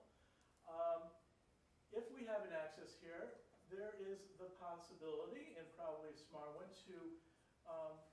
to make this only an emergency access, like they supposedly have up here at, what is this, Thornton? Grassmere, is that right? Yeah, thanks. When we were out there for that really cold day, everyone remembers famously that FedEx truck that just went over the little bumps. So that wasn't a very effective stop. Although now, to the developer's credit, they do have plastic barriers which are easily pushed aside by a fire truck and probably does dissuade cars and delivery trucks. If something similar could happen here, that would be tremendously helpful from the traffic. However, I hope that everyone was listening very, very carefully when the developer answered your question. Well, what exactly do you mean about when you're going to apply for the application for that curb cut? And I hope you were listening carefully. I'm sure you were. I certainly was. The answer was, if the ZBA approves a project with conditions that are sufficiently doable in the mind of the developer, only then, after the approvals, will they make the application. However, if in their mind the approval is too onerous for them, or they get a denial, well, of course, if they got a denial, they wouldn't have a reason to do the curb cut. That'd be okay too. But if there was an approval with conditions and it's not to their liking, such that they have to go to court, all bets are off. There's no curb cut in the VFW. Now, if they really want to make this work, make this okay for the town and the neighborhood, why wouldn't they make that part of the plan now? Of course, if they don't get it, if they get it turned down after pursuing in good faith, you know, we can make accommodations for that in the conditions. But to not make a condition, or to not even agree that it should be a condition, that they make their best efforts as part of the approval, seems to me very cynical and really too bad. And you know, I know a lot of people think that they're threatening and they're holding things over our head. This is the first time we've actually heard them utter a, if not this, then not this. You know, this is a, you rub my back, I rub your back, quid pro quo. They don't have to do that, and I wish they wouldn't. Like I said, I like that there's more green space. I like that there are some things smaller. I don't like that some things are larger. It is a good start of a conversation. Unfortunately, there hasn't been any conversation. There's been a take it or leave it. Now they say, okay, well, we're listening, take or leave this one. But they're not even saying take it because they're not even sure they're giving it. It depends on how tonight goes, if they get enough feel good, rah, rah, rah. That doesn't feel like a conversation to me. If we had a conversation, maybe we could get somewhere. Thank you. Thank you. Hi, my name is Irene Scharf. I live at, where do I live? 250 Russet Road. I'm an abutter and a precinct 16 town meeting member. My comments are not going to be coherent because I've been taking a lot of notes for the last couple of hours because, well, some people had this plan before, the neighbors didn't. And so I really think it's ridiculously premature for me to try to opine on the various aspects of these so-called conceived modifications, or whatever that is. And I guess that really makes my first point. I will try only to repeat if I'm saying something in a different way than one of the other speakers. I do agree with many of the things that the prior speakers agree with, although I'm not as optimistic as Scott is that we could sit down with this developer and come up with something that would be appropriate for the town because of our 5.5-year history now with all of this. I'm a law professor, fundamental fairness, due process. We're talking about serious property rights. We're talking about serious rights of a town. It's objectionable, to say it mildly, that we are asked to come here tonight with an agenda of about a day old on a horrible rainy day with some very elderly people in the neighborhood who do try to come to the meetings when they can, and it is impressive that so many have come. But to say we will now have our opportunity to comment, that's cynical. That is really cynical. We need time to look at this. We haven't seen it. A piece of paper was passed around the audience. It's objectionable. And I understand that apparently this board has relatively little power according to the 40B law, but there are some powers that this board has, and I, like Judy, would ask you to exercise them. I don't quite understand what Attorney Nagler explained, and I am a law professor, so maybe I might understand it better than some people in the audience who aren't. I think, if I understand what he said, I think I disagree. As I said, I'm not sure I know what he said. 760 Code of Mass Regulations 56.04 are the regs concerning substantial change in a plan. If you look at paragraph 5, it explains and I won't quote it all, but I will point it out to you, and I'm actually surprised that it did not come up in your conversation tonight. If an applicant desires to change aspects of its proposal that would affect the project eligibility requirements set forth in 760 CMR 56.041, and I won't read it all, as I said, it shall notify the subsidizing agency in writing of such changes with a copy to the department, chief executive officer of the municipality, and the board. The subsidizing agency shall, within 15 days, blah, blah, blah. If you go back to paragraph 1, it refers to all of the project eligibility requirements, findings and determination that come up in 760 CMR 56.04 paragraph 4. So the attorney for the developer said, and I appreciate that Mr. Geller acknowledged that there's a lot of info here, and there is. And then the attorney said, we ran these modifications with Mass Development, and they were received very positively. That's not, we don't have much to go by here, but we have something. And we are asking you to do what you can with what you have. So that's my new point that I'm making, and I will try to add some things to some of the comments others have made. This is either a minor tweak, in which case it can't address the major concerns that have arisen over the last several months, or it's a substantial change, and Mass Development needs to be given the new plan, or whatever it's called, and make its approval or rejection or whatever it's going to be, and no doubt it would address the 5-story, really 7-story building about which it was about to reject the proposal a year and a half ago. So is or is it ain't? It's one thing or another. We have this new plan, or we may have part of the new plan, or we don't have this full new plan because we don't, and we're rejecting this prior plan. We the neighbors, we the people in Brookline don't know. And to wait until tonight, when the peer reviewer has apparently less than 2 weeks from this date to have a final report to you, and to consider accepting that what is due from the very well-financed developer, a delay from the model that is due tomorrow, that is not doing all you can do with what you have, the little you have. I don't want to anger you. I don't want to be disrespectful. Just like everyone else, I respect all the time and the work and your volunteers, and I get that. I do that too. But you really have an obligation to do for us what you do have the power to do, and I'm asking you to take this far more seriously than just coming in here, passing around a piece of paper, telling us this is our chance to have public comment, and considering accepting a delay when our peer reviewer needs to do work on this very serious major project.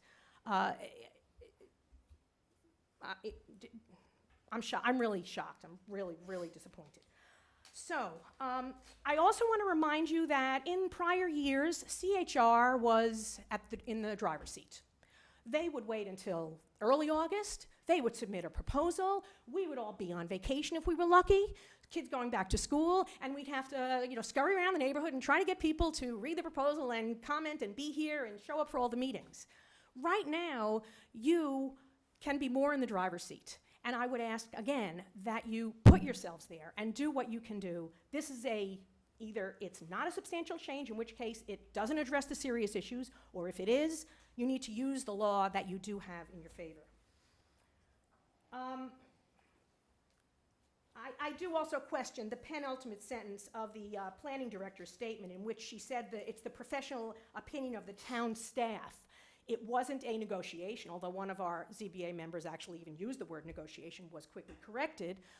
They were not authorized to negotiate, but it was the professional opinion of the town staff. I don't know what that is if it's not a negotiation. So I'm now going to look down. I hope you can bear with me because I had taken a lot of notes, but some of my neighbors have mentioned some of the things.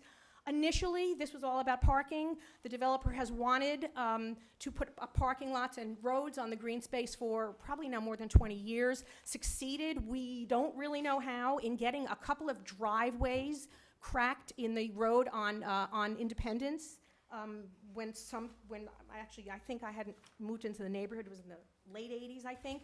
But was never apparently able to do anything with that. From the start, this was paving over paradise to put up a parking lot, and that's what we're getting. So, if we're getting this new site plan.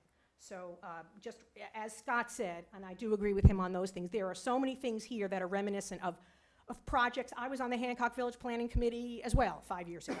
There are so many things here that are reminiscent of issues we studied in depth, and we wrote a report, and the selectmen unanimously agreed with that report, that they're throwing at you at the last minute when you're under the gun. That's crazy. You're not under the gun. You got to put them under the gun. So let's see if I have anything else that has not been mentioned. The VFW exit, I don't know. I don't know anything about that kind of thing. It's the state that's going to have the right to. I appreciate the thought that it could be a possibility, but it would probably be a pretty dangerous possibility. I have no idea. I don't know anything about it or any of those people. I can't imagine that that would be allowed. I'd love it if it would be allowed, if it would be safe, but I really can't imagine that that's going to be a resolution of anything. So for you all to be negotiating with you now to say, give us the comprehensive permit, and then, as Scott said, we will go look for this, which is highly unlikely to happen, I think. I think you all might want to have some of your experts check out the likelihood of that happening. And certainly to issue a comprehensive plan when a major aspect of the objection of the safety experts and all is addressed by then afterwards, if that's not a negotiation. Again, I don't know what is. The lot line, the same thing. I was always curious when sitting in these meetings that CHR's representatives would talk about, well, we can't move the lot line. That would move the lot line. Again, is or is it ain't. You can move the lot line, or you can't move the lot line. Now, they can move the lot line. Maybe they can move the lot line when they want to, but when others suggest that if they move the lot line, there'd be places to put maybe a taller building towards the back of the site or whatever, they can't move the lot line. So, and if they're moving the lot line, that seems to be a substantial change, satisfying at least one of the paragraphs in the CMR that I cited.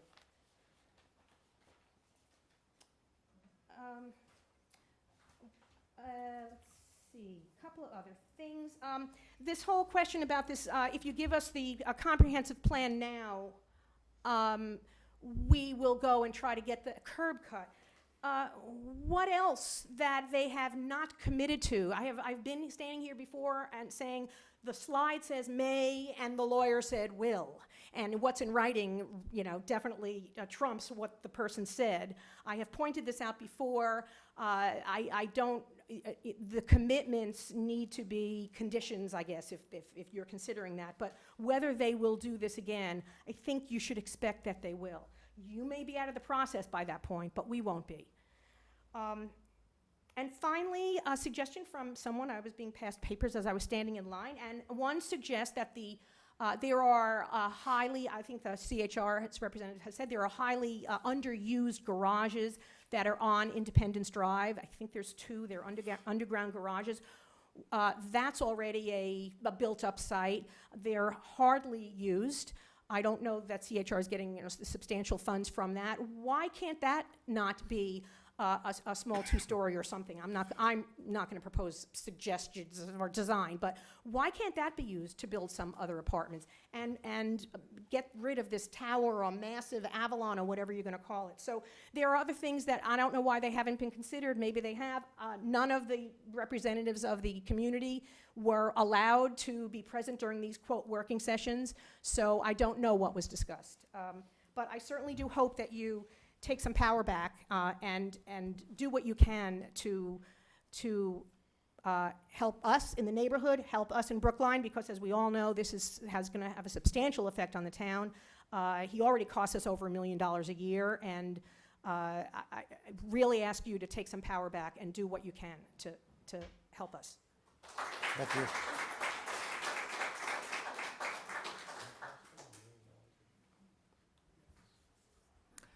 My name is Betsy DeWitt. I'm a member of the Board of Selectmen, and I'm speaking on behalf of myself. I live at 94 Upland Road in Brookline. The board is on record as opposing the original application for under Chapter 40B for comprehensive permit.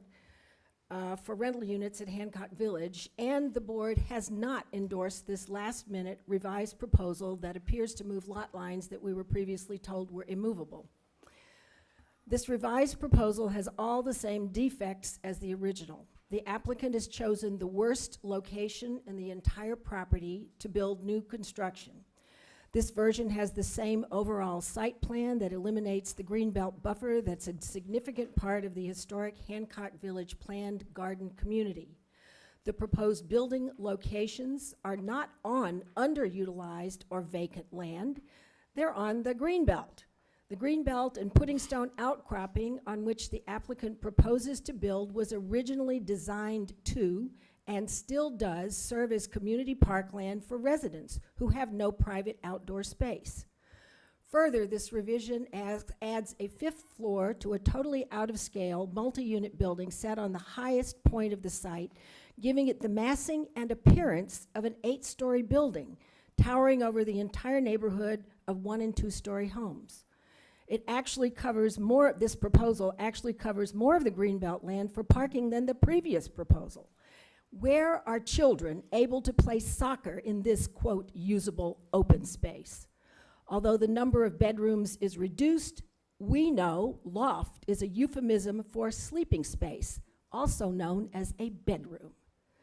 This revision, I apologize, continues to totally ignore the characteristics that were implemented in the original Hancock Village garden community design by the Frederick Law Olmsted firm, with significant areas of open space, preservation of natural resources integrated into the site plan, with separation of pedestrian and vehicular uses. This development is not in harmony with the Hancock Village as it currently exists, or with the neighboring single-family residences. And now we are to understand there will be a hurried and unlikely to be thorough peer review of this substantially changed project of both architecture and site design. Hancock Village has been determined eligible for the National Register of Historic Places and is subject, therefore, to review under the Mass Environmental Policy Act and by the Massachusetts Historic Commission. I quote, "Any new construction projects or renovations to existing buildings that require funding, licenses, or permits from any state or federal governmental agencies must be reviewed by the Massachusetts Historical Commission for impact to historic and archaeological properties." In the words of the original eligibility denial letter from Mass Development that was mysteriously withdrawn, the words continue to be applicable. It is, quote, "not suitable due to the project's complete elimination of the existing greenbelt buffer between the current Hancock Village residences and abutting single-family neighborhood homes, and the massing of the project's proposed 5-story building, which is generally inappropriate for the site and not well mitigated by topography or other means. As a result, the proposed design should not be built." It actually says is generally not appropriate. According to the state's own guidelines, this proposed project was not appropriate in February 2013, and it's still not appropriate in June 2014. How can an inappropriate, badly conceived project revised, but with all the same deficits and fewer affordable units? That's what 40B is supposed to be all about. What hypocrisy. How can this be considered better? The town deserves better, and I ask the Board of Appeals to demand better.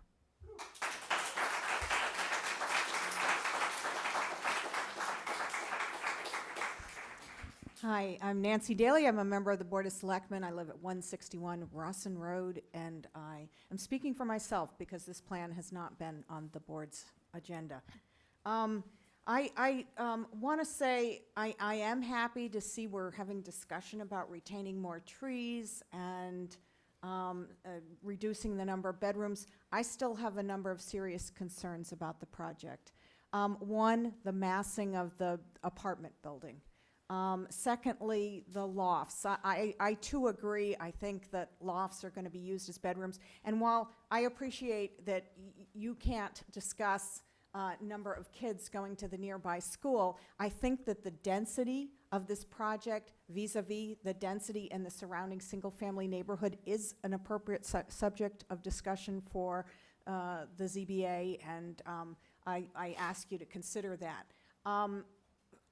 In addition, I am very concerned about traffic going on to these neighboring streets. There are a lot of kids in those houses on those streets, kids walking up to the school up at the top of the hill there, and I think this is going to put a tremendous strain on those neighborhood streets.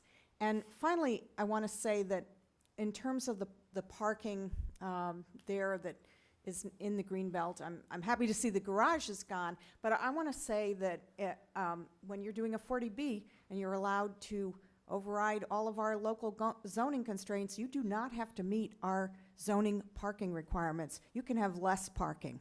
We just had a very vigorous debate at town meeting about the Brookline Place project, and the zoning that was on the warrant was considerably less than what is in our zoning code. And people were discussing issues of climate change and concern for the environment, and that it's time that we start thinking about zoning, the demand management, transportation plans, and ways to reduce parking. And I would ask you to consider that in this occasion to save more of that open space. Finally, I just want to echo what many of the neighbors have said. I think after people have had an opportunity to really take a look at this and digest it, you need to have another public hearing and opportunity for people to respond after they've had a chance to really dig in a little bit. Thank you. Thank you.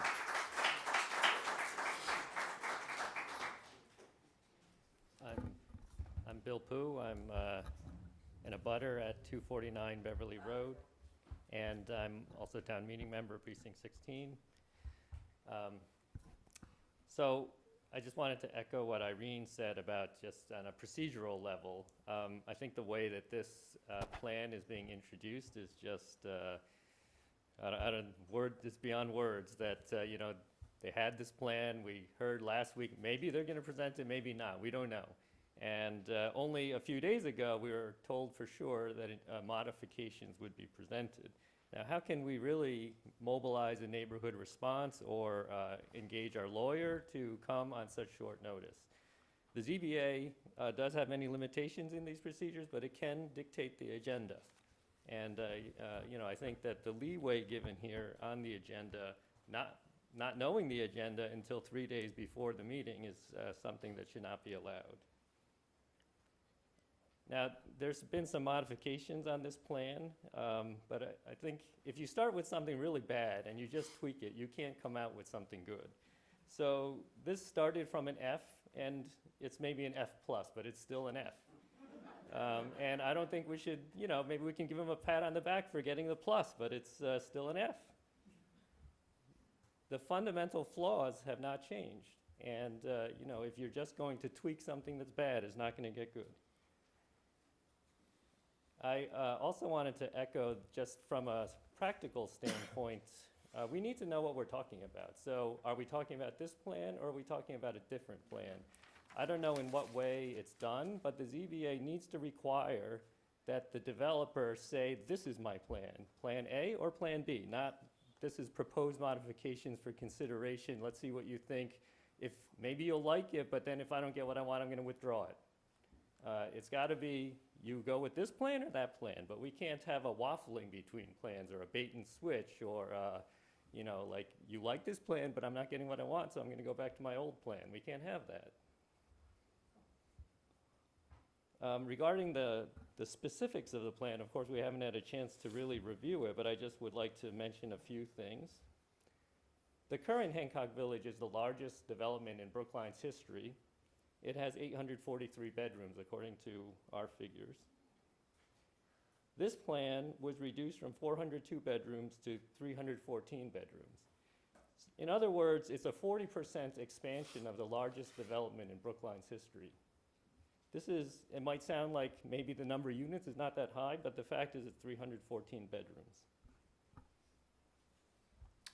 Now, I want to point out, since this is nicely being projected here, on the west side, we have this enormous road. How many units are being served by this road? It looks to me like 12. You would build a road over all of that green space to serve 12 units. That just doesn't seem like, if you were an architecture student, you would not do this. Why do you do this? It's obviously the parking. Why does less units need more parking? It's because they want parking. Why do they want parking? They've always wanted parking for these units. That's been the constant theme of these plans. So, I don't know how it can be done, but of course, these parking are supposed to serve these units. But of course, once it's built, how are you going to restrict that? The use of the new features of the development should not be used to serve the existing units, since it's supposed to be part of an affordable housing development. But obviously, that is the intent. About the 5-story apartment building, I just want to reiterate that that's one of the few things in the mass development denial letter that was not sent was the specific comment that the 5-story building was inappropriate. And here we have the 5-story building again. And just, I think this possibility of changing the lot lines has now come up. Before it was just off the table. Now it seems like maybe we can change the lot line. So I think now that that's a possibility, maybe we need to just start from the beginning and rethink what is possible if you could, for example, put a building here or something like that. Why put the buildings in the worst place possible? And then why start to make tweaks to the worst possible design? You should start from the better design and then make tweaks to that. And lastly, just about the design, I think just to reiterate about this VFW access, I think that the likelihood of that is extremely low. And either you should not factor that at all in your deliberations, or you should make that a precondition to, if it really is an important factor in your decision making, that should be a condition of the building. It should not be that you approve it and then maybe they'll apply, or they will apply, but probably will get denied. Then it should not have been considered in your deliberations, because the likelihood is so low that it will get approved. We've heard from the Preservation Commission about this being a historic property. Mass Historical Society still has not provided input or review about this property. And so I don't really know the rules, but how can we get them involved? Is there a way that ZBA can trigger a review? Is it possible that the reason this VFW access was not requested because that might trigger an MHC review? So I'm just asking, what can the ZBA do to involve Mass Historical? You want to answer? And finally, I just want to reiterate a point that Scott made, that I think that anything that's built here should only be built on the precondition that there's no further development, that whatever you approve should come with the condition that that's the last development that will be permitted on this property, because that was actually, or that the development should meet the initial agreement that was made in 1946, because that was the clear intent of the original construction. And this is a perversion of that agreement, which is still being challenged in court. And I think that they should be made to live to the letter of the agreement that was originally established and that has been so successful for all these years. Thank you.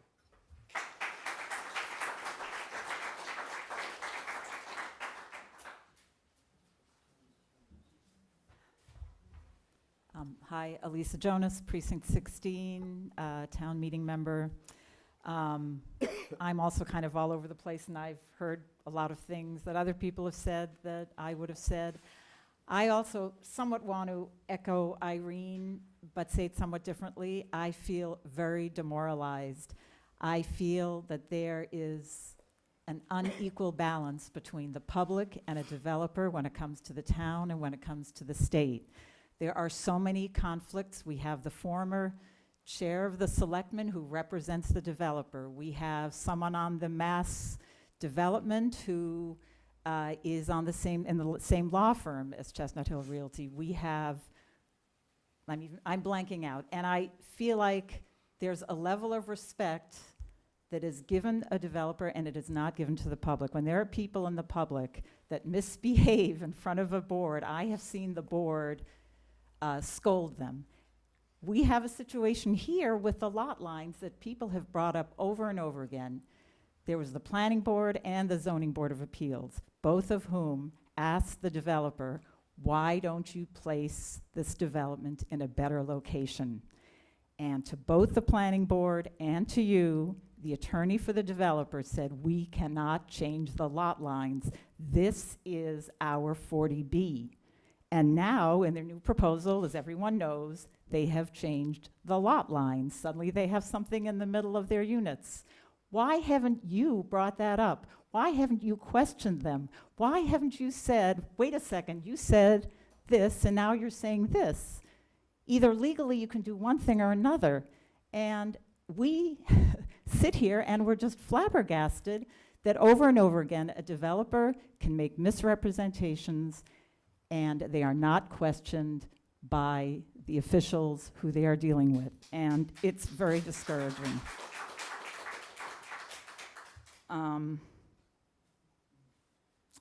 Let's see, I'm just, I also, there's a few, the green space buffer zone, I know Mr. Geller, you had said that that wasn't so important for you to feel it should be preserved, but for the neighborhood and for the people who live in that apartment complex, it's very important. It's one of the most beautiful spaces that's very visible from the streets. I've spoken to a lot of people who live in those apartment buildings. My mother used to live there. And they've told me that they love using that space and that that's the reason they moved in. So it isn't something to take lightly, and it is something that was made as a commitment to the neighborhood in exchange for building this massive development that, yes, is the largest development that has ever been built in Brookline.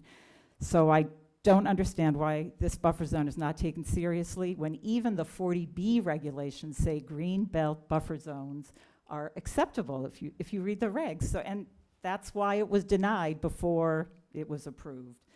So I would hope that you would also consider the people who live in that development and the neighborhood and the people who support green space, like the Brookline Green Space Alliance, who are very concerned about the green belt. And given that, it seems to me, and since we haven't yet heard why lot lines can't be changed, now it seems they've got the hat out of the box, or whatever the expression is. Now they can locate their units in one of the ugly garages. I also am wondering about the retaining walls. They went from 3 to 2. Did they have no reason or from 3 to 1? Did they need retaining walls, or was that just a boogeyman to eliminate so that we can think it's a better project? I'd like someone to explain that to me. Traffic calming, I have heard that we now have plans for traffic calming measures. The issue isn't the calming, the speed, it's the volume. We have small streets.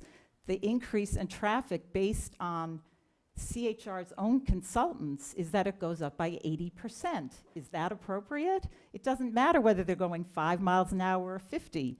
So traffic calming is not the issue, which leads me to another problem, which is peer review. Peer review can only look at the information that the CHR consultants have chosen to take and analyze it. So for example, the borings that were done in February to see if there was water, and of course you wouldn't find water because it was frozen, it was a very cold day. If the neighborhood had not come up, if some of our neighbors hadn't been running around noticing what they were doing, we wouldn't have even known that that's when the borings were done. But it was up to us, the neighbors, over and over again to find the flaws and bring them out. And with peer review, they would have just looked at the borings and made an assessment, but our neighbors said, look, you can't look in February, you have to look in April. And I'd like to actually know what the outcome was of those borings in April. Have they been done? The other thing is, again, with the bedrooms, I know there's a decrease in bedroom units. What I'd like to know is the decrease, the change in the square footage among the apartments. We were also told that the acreage that they've now kept as green space is 3 acres. But what was it before? What is the difference between the old model and the new model? Let's see, walls, green space, square foot. The neighborhood conservation districts, the fact that it is one, has that been considered at all by you in private meetings? I know the problem might be there might be a thought to, oh, well, it's not something that 80% of the populace voted on in that area. But I think that particular kind of neighborhood conservation district is like a landmark in Cambridge. It should have been labeled landmark, and that's some kind of adjustment that we should be making in the law. But what role does that play in the design as well? There are ways of development in that unit that also match the characteristics that are required under the neighborhood conservation district requirements. And I'm wondering if that's something you've looked at yet. I'm also wondering, I know that the agreement that they were aware of, that is being addressed in the lawsuit, but I would like to know whether any of you have looked at that and made your own assessment of whether you think that's an important criterion, especially under the new case law. And that's, I think that's it. And finally, I also want to repeat what Betsy DeWitt so eloquently said. We already have a denial. We don't know why the denial was taken out. It does not seem that the denial was removed for any substantive reasons about the quality of the project. And before there was some kind of influence that we're all thinking is there, to the extent that we say it or not, it says the conceptual site plan is not appropriate for the site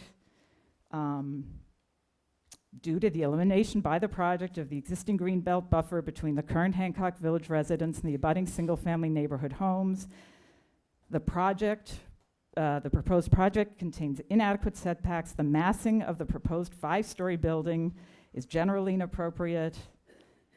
And it's just generally not appropriate for the site as it does not adequately use topography to mitigate impacts on surrounding neighborhoods, and the proposed buildings would not integrate well into the existing development pattern in the area.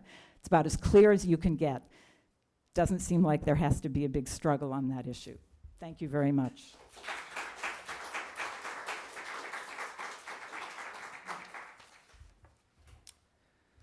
Hi, good evening. My name is William Verrill. I live at 45 Asheville Road, and I'm also a professional engineer. I know this isn't a drainage meeting, but a statement was made that porous pavement is a proven system, and I just want to be on the record that it's proven to fail 3 out of 4 times. And I just want to add again, if there's going to be a whole new drainage design, I spent about 40 hours reviewing the original one, so I'd like to have at least a week or 2 of time to prepare to read through this. I do this on my own time on weekends and evenings, so if there's a whole new design, I'd just like to be able to get it as soon as possible so I can review it. Secondly, I'd like to endorse the idea of the VFW Parkway opening and closing the Asheville Road.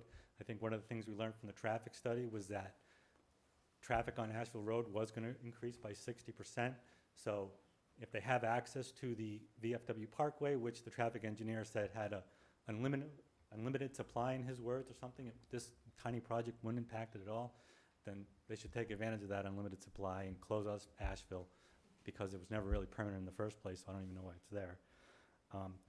Another point I'd like to make is during the traffic study, I brought up the point that they had a heavy reliance on satellite parking, and they assured us that no, most of the parking was going to service the buildings right in front of it. It seems like going to this 5-story building, they're turning that around, and now they are relying heavily on satellite parking. And the point I made at the traffic meeting was that people were double parking on these narrow roads to move groceries, people inside and out. I mean, they might have a few drop-off points for a few people, but there's going to be hundreds and hundreds of cars that are coming in here during rush hour and everything, so not everyone can use that little under thing that they're going to make to drive in front of the building. So I don't see anything on that plan that looks like a sidewalk, or I'm not exactly sure how they're going to get from that huge Target-sized parking lot they're gonna put next to my house up to this main tower. That leads to my next point, which is pedestrian movement. That was another thing that was very important to me at the last meeting, and it seems like it still hasn't been addressed, and I guess it just won't be addressed, but how the pedestrians are gonna move not only from that parking spot up to the tower, but also from the tower to the park across the street, to the other buildings, the kids going into the neighborhood. I mean, they're trying to integrate this into the neighborhood, so I imagine kids will be going to Asheville, Russet, Bonnet, all these other roads. And is this project gonna be ADA compliant? Will they able to, if a handicapped person, I'm sure they'll have a few spots in front of the building, but will a handicapped person be able to go from the tower to any of the other neighborhoods? Because there is sidewalk throughout the whole neighborhood. And then finally, I just want to say that the tower, 4 stories was horrible, 5 stories, it's just too many people living on top of each other. You know, this is the early spring, windows are open at bedtime, and right now the traffic is ridiculous outside my window. You can't even go to sleep. I can't wait to get my air conditioner in there. And I just think it's just too many people. It's too much of a burden to put on such a small area. You know, the rest of the neighborhood is not dispersed that way, and I just think, you know, considering if this was your neighborhood, and this is a stone's throw, this is 50 yards from my house, if this was going to be 50 yards from your house, 5 stories, several hundred people, and just realistically, as long as you ask yourself that from your point of view, wherever you live, then I think we'll all come to the same conclusion that it's just not fair. Thank you.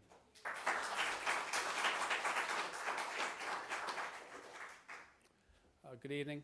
My name is Tom Galatano.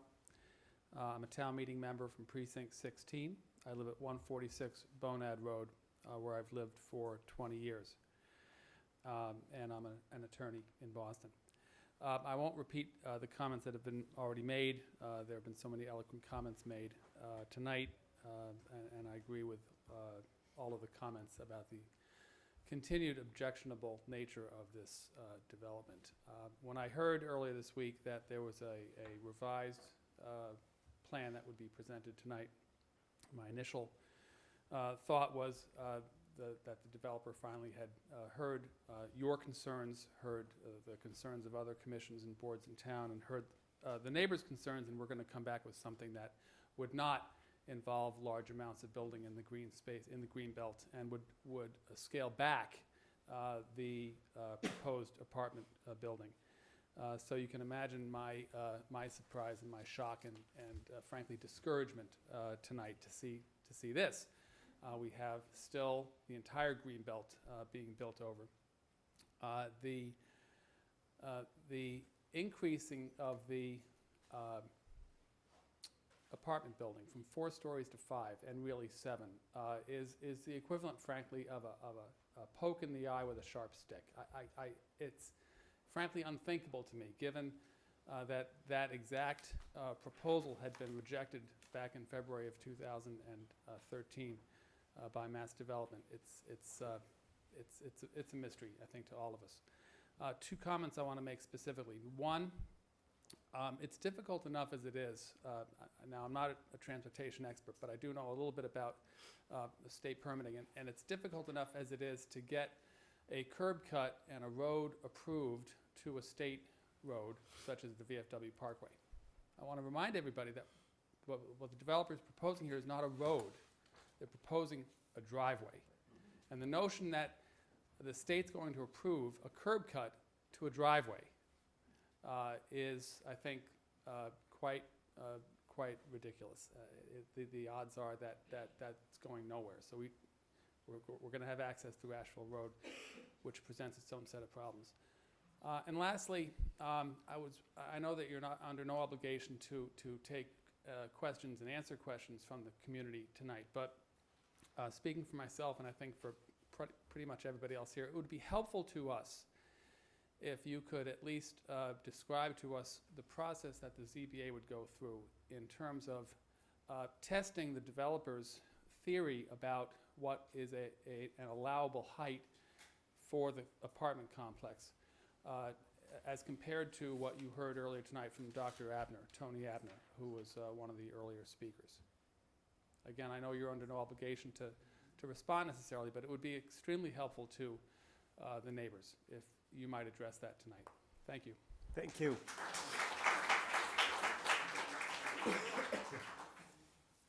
Anybody else? Yeah, I'm going to have, we have a number of good questions, and so we'll get a few answers. Let's,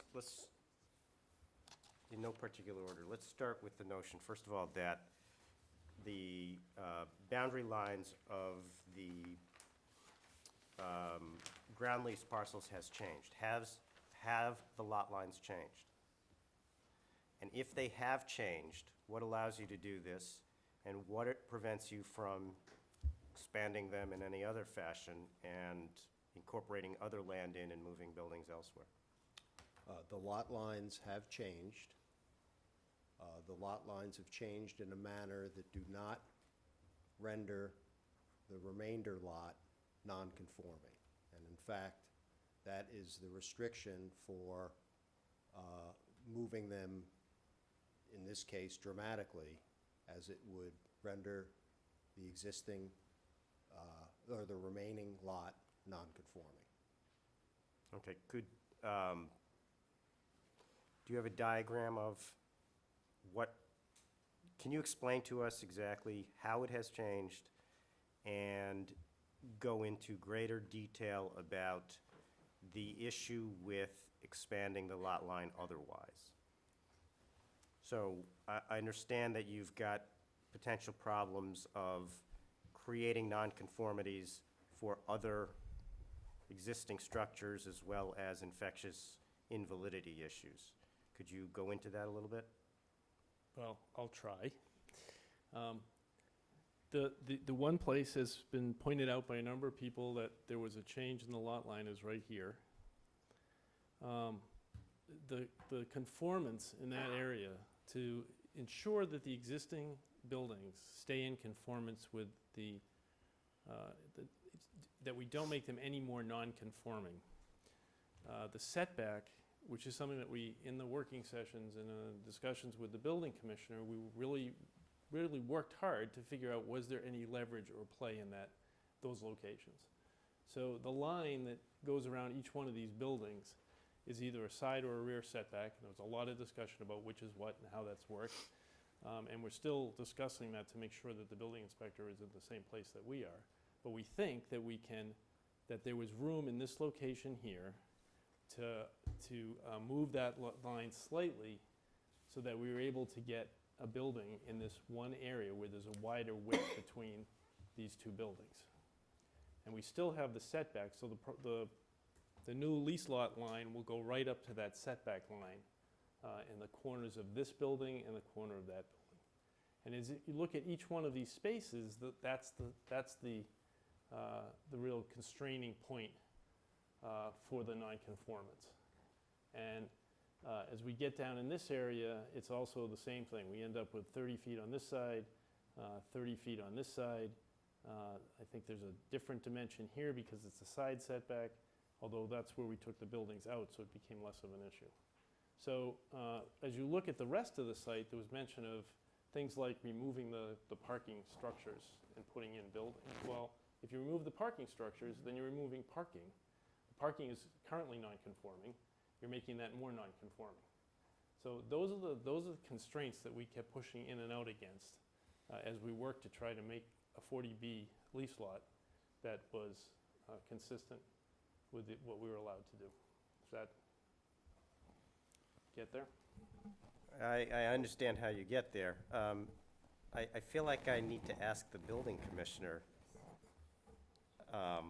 if he could stand up and speak to this calculation and whether he's reviewed it and where he is in the process of verifying this analysis. Good evening, Dan Bennett, Building Commissioner. Building Department staff, planning staff, and representatives of the developer have met on several occasions to review this issue. And it revolves around 40B rights and 40A rights. And the goal is, or was by the developer obviously, to preserve their rights under 40B, to develop on the property that's under 40B rights and not adversely affect or create more nonconformities under the 40A or non-40B parcel. Because then they'd have to come in and get relief from us, which they may not get. Right, you're subject to variances, special permits, and other review process under 40A, and you don't get the same protections that they would under 40B. So during a number of these meetings, initially, we did identify a number of issues with respect to these lease lot lines and the distances and the setbacks that were assumed by the developer. After careful review with staff, we identified these, we met, we showed them to them, and they revised some of those lot lines to, again, not create more nonconformities on the 40A lot. That did open up, on that western parcel, the ability to locate that building there. We think at this point that side is pretty well set. On the other side, there were some issues with respect to, again, these lease lot lines around some of the existing parking areas. Our bylaw specifies setbacks to parking lots, parking areas. They revised those around the apartment building, again, to not create more nonconformities. That's pretty much it. At this point, we are still discussing some of the access issues, common drives, and trying to work on seeing how the bylaw affects those issues. And just one other point, the reason that, excuse me, the lease lot line is treated as a lot line is a very unique definition that the town of Brookline has in their bylaw under lot. We have a lot is defined, then it goes A, B, C.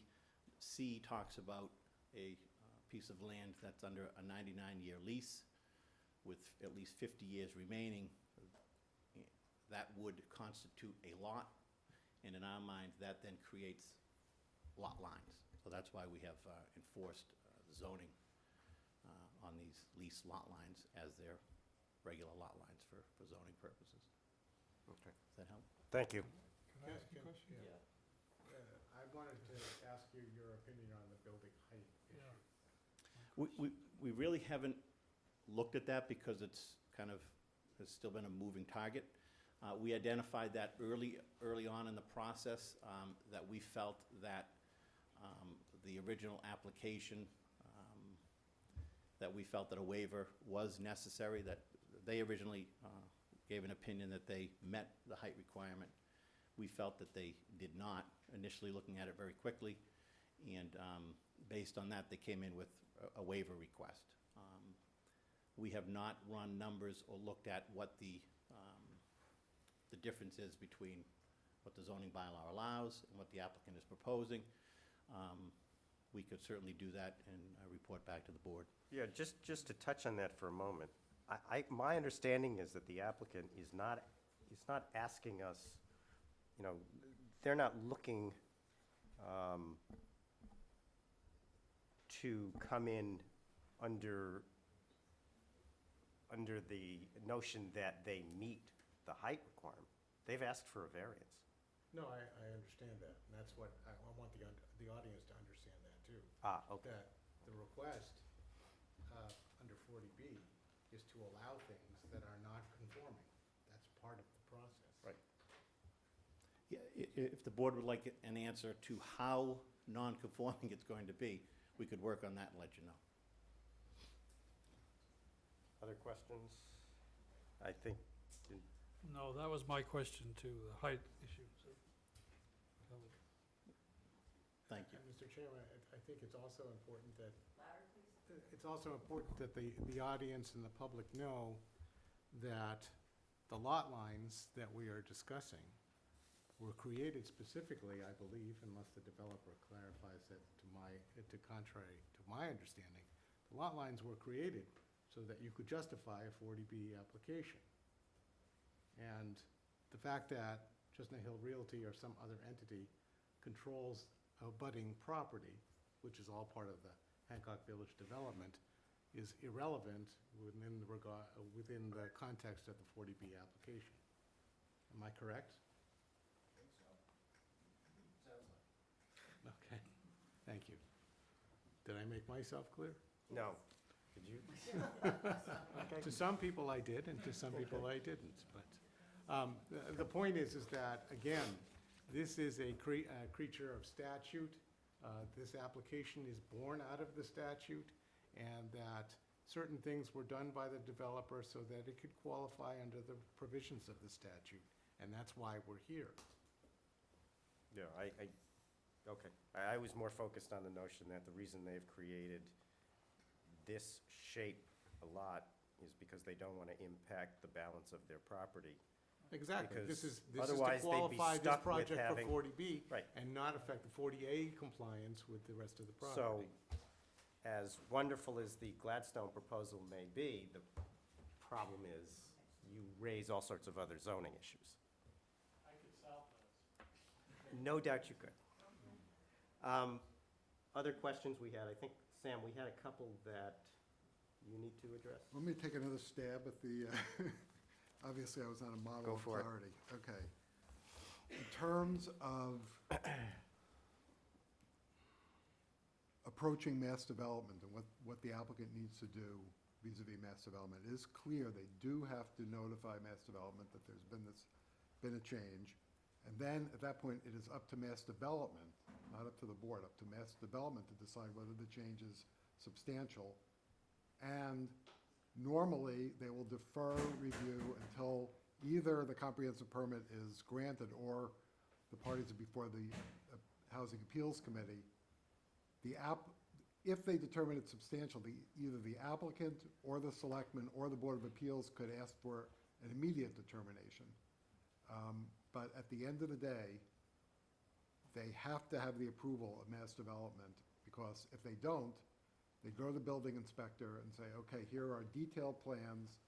Let's say the comprehensive permit is granted. We've gotten our comprehensive permit. Here are detailed plans. Please give us a building permit. The building inspector is required, under the regulations, to determine that the plans are consistent with the final approval granted by mass development. So even if, a comprehensive permit is granted, they can't get a building permit unless the building inspector can make the determination that whatever plans are in front of them have been approved by mass development. If it's still not clear, I'm happy to answer. Well, let me ask it in Yeah. a different way. Okay. Okay. Does the ZBA have the authority to say, stop the proceedings, go back to mass development, and get mass development to reauthorize this? No. Okay. Does the ZBA have the ability to somehow, while hearing this, to submit this to mass development? Is it anywhere within our purview? The ZBA can, once the request has been submitted, can ask mass development, I'll read you from the regs. If the subsidizing agency, that's mass development, finds that the changes are substantial, it shall ordinarily defer any review, except if the applicant, the chief executive office of the municipality, and in a town that's the Board of Selectmen, or the board request otherwise, until either the board has issued a comprehensive permit or the application's been denied, and the applicant has lodged an appeal with the Housing Appeals Committee, at which time the subsidizing agency shall make that determination. So if the request is submitted, if and when the request is submitted to mass development, and mass development says, yes, this is a substantial change, which is in mass development's purview, not the board's, at that time, but if mass development says, yes, it's a substantial change, but we are just going to defer review, we're going to wait to do it later, that's when the board can step in and say, no, mass development, make that determination now. As can the selectmen, as can the applicant. But we don't have the ability to stop the process. Correct. The other, also, there was a question about Mass Historic. Can I answer that one? Please do. Okay. Approval of, by a separate statute, totally separate from Chapter 40B, approval of Mass Historic is absolutely required for this project. The applicant is required to submit something called a project notification form to Mass Historic, and it makes a determination which, under its statute. The board cannot deny a comprehensive permit because that determination has not been made yet, but it could condition, it could specifically make as a condition to the comprehensive permit that this permission, this approval be obtained from Mass Historic. frankly, even if it didn't make that a condition, it is still, the project cannot go forward until Mass Historic has approved it. So for clarification, the Historic Commission can essentially say no, and 40B rules have to essentially take that and swallow it, and that's it. If the Historic Commission says no, the project can't be built for reasons having nothing to do with 40B. It can't be built for reasons having to do with the Mass superior. Historic statute, yeah. But we don't have the ability to say, go to Mass Historic first. No, not first. We can condition the comprehensive permit. I understand that. A grant, any grant of a comprehensive permit. But they're subject yeah. to it anyway. Correct, so it's, Okay. It's been, I'm go ahead. sorry, can I just ask for a clarification on Yeah. the first piece? Yep. Is the developer obligated to go to mass development with the change now, or can they wait until after the board has ruled on the comprehensive permit? the regs aren't clear on the timing. I would say it would be preferable, just speaking from the developer's standpoint, before they spend time, effort, money, whatever, to get a reading Yeah. from mass development, but the regs are not It sounds like specific they've done that. on the time frame. Yes, I don't know if they've gone through the formal process. It sounds No, like they've been no, tell mass development. informal discussions, but it's a formal process, submitting the notice to mass development. Question, please? Yeah? Has the original proposal been withdrawn? Well, that's a good question. Let me rephrase it, if I may.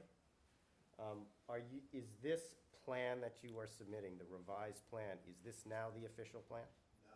No. No. Then the next question is, at what point does it become the official application that we're acting on? My name's Kevin O'Flaherty, I'm one of the lawyers for the developer. Speak in that microphone. And Mr. Negler, I'd like your opinion on that as well. Okay. My name's Kevin O'Flaherty, and I'm one of the lawyers from Goulston Stores for the developer. The position of the developer is as follows. What we've proposed and what, as the revised plan under consideration, sets forth a plan that if this board agreed to it, we would accept and not appeal from. In other words, what we tried to do was listen to the town planning group that met with our client and to the other members of the town staff that met, and take into considerations the concerns that were raised, and to come back with a plan that we thought addressed them as we heard them. And what we've done is basically put that plan out, and we've called it modifications under consideration. The consideration really is for you all. I will say this on the record, if this board accepted those modifications and included them in a comprehensive permit that would effectively condition the original submission to comply with this, the developer would be satisfied. So I don't think I can be more clear than that right now, and I think properly that's the process, because what we did was submit an original application with an original proposal. What happens in the context of 40B throughout the Commonwealth in almost every situation is when those original plans are submitted, boards like you, on the basis of your review, the town's review, public comment, there's a push and pull. They make adjustments, they make recommendations. There's an iterative process. But at the end of the day, the original plan remains the original plan, and what happens is it gets modified in the context of the board's action, and the original plan gets conditioned to match the conditions that the board wants to adopt. What we're putting forth here is a plan which I would say embodies the conditions, if you will, that the developer would be prepared to accept and not appeal. Is that roughly clear? Well, I don't think that's tenable as a practical matter. There has to be a plan to be deliberated. And just quoting from the board's local rules, it states, if the applicant submits a revised plan for the board's consideration, and said plan is the plan that is the subject of the board's hearing and deliberation, and the application shall be deemed to be revised to reflect such revised plans, subject to the foregoing provisions. Subject to? The foregoing provisions, which are set forth in the paragraphs And you, above I'm that. sorry, you were reading from what? From the local 40B rules. But that issue aside, I think something's got to be under consideration by the Practically, board. why are we having a peer review of this stuff and spending time and money, if essentially this is A, not the plan, and B, hold on, it's not firm before us. So what are we doing? Well, let me answer the first question I think you had first. I think it is before, well, second question, it is before you. I think what I'm trying to say is that what we've shown here is a plan we're prepared to accept. So in other words, it's a firm plan in that, in that regard. It's as if we went and marked up the original plan and said, here are the changes. We're proposing that we think meet the concerns of the planning body, and we're prepared. I'm telling you on the record right now, we're prepared to If we accept. want this is the one that's gonna go, but we're employing peer review to review this, and we're spending time, and you're building models, and we're discussing here now almost on 3 hours. Why have a peer review if we cannot edit this further? That's a pretty good Well, question, I think. First of all, I have never, and I've been doing this many, many years, seen an applicant come in with a plan revision and say, gee, we're going to submit this if you approve it as is. Otherwise, we're back with our original application. That's number one. That is not the 40B practice. Number two is, as Attorney Nagler said, the zoning board's rules clearly provide that once there is a revised plan, it substitutes for the original plan. I heard him read. Number three is that, as you know as well as I do, that 40B is governed, the review process, by a 180-day limit. And there is no possible way to apply that limit if a town is being told, we don't know which plan is at play. If you give us Plan B, lock, stock, and barrel, that's the plan. And otherwise, we go back to the original plan. So the short story is, you have, as our understanding, submitted a revised plan, and that is the plan that is going to be subject to review. And if that is not the case, you need to make absolutely clear, because that is contrary to any discussions that have occurred during the working session. Well, I'm sorry. Are you calling on somebody else? If it's okay with the chairman, I wanted to ask the town administrator to. Did you want me to try to respond to your questions, or you want to hear from him first? It's up to the chairman, certainly. What do you want the town administrator to speak to? He wants to speak. Okay. Then let's hear the end. Is this on this specific topic? Yes. Okay, so why don't we hear your response, and Fine. then we'll hear your answer. Yes, my name is Mel Kleckner. I'm the town administrator, and at our great peril, we have been engaging in these working sessions with the developer in good faith to try to make this a better project for the town. It's mind-boggling to me. I'm not a lawyer, so I have no idea what was said. But I'm appalled, and we said this to the developer, that we didn't want to engage our time and effort if there was no commitment to try to make this better. I have no idea what that means, that this is a plan under consideration and we'll consider taking it off the table. is very upsetting to me. I want to say that publicly.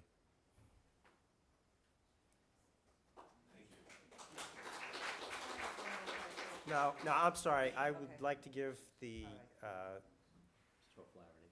thank you. You got a better memory than me. I'm a lot younger. You are. Nice guy. Yes.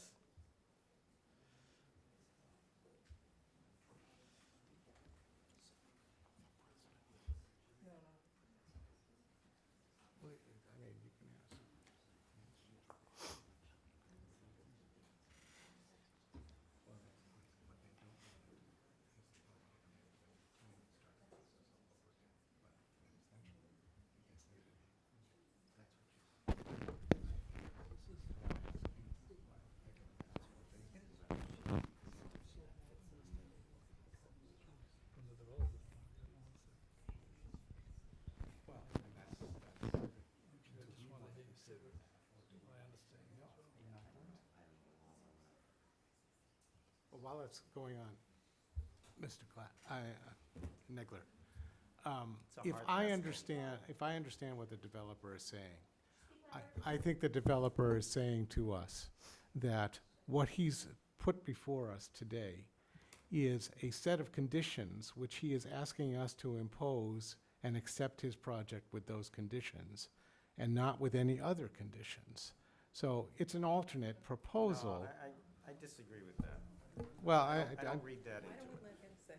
Yeah, well, I'm asking if that's what he's proposing to us. We'll find out. What we're saying is that we're certainly prepared to accept what you just said. We're certainly prepared to accept that. We understand that the process will continue, that there'll be revisions that perhaps will be suggested, that there'll be further analysis done. We understand that. And that there may be requests from the board, from their peer reviewers, that we consider other modifications. We'll certainly consider them in good faith. If I just want to be clear, I guess, is what I'm trying to do, is to be clear that what we've put here out today is what we think would work for us, what we think we could agree to if that's where the board came out. Does it mean that this is the gauntlet, that there could be no other modifications? No, it doesn't mean that. There may be other things that people ask us to consider. We consider them, and they're perfectly acceptable. They would be additional conditions or additional modifications. I want to be clear on that.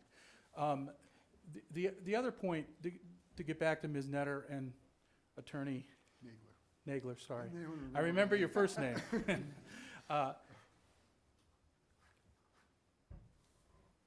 We would, having heard what you read from the Brookline local bylaws and regulations about 40B, I understand your position. We'll accept that this is under your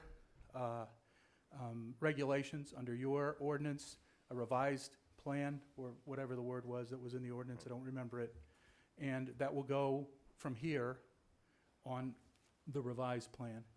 So this is the revised plan with which we are to work. As defined in your regs, which I wasn't aware of until Thank Mr. you. Nagler That's read it helpful. to me. So I think, that's what we're subject to, that's what we'll live by.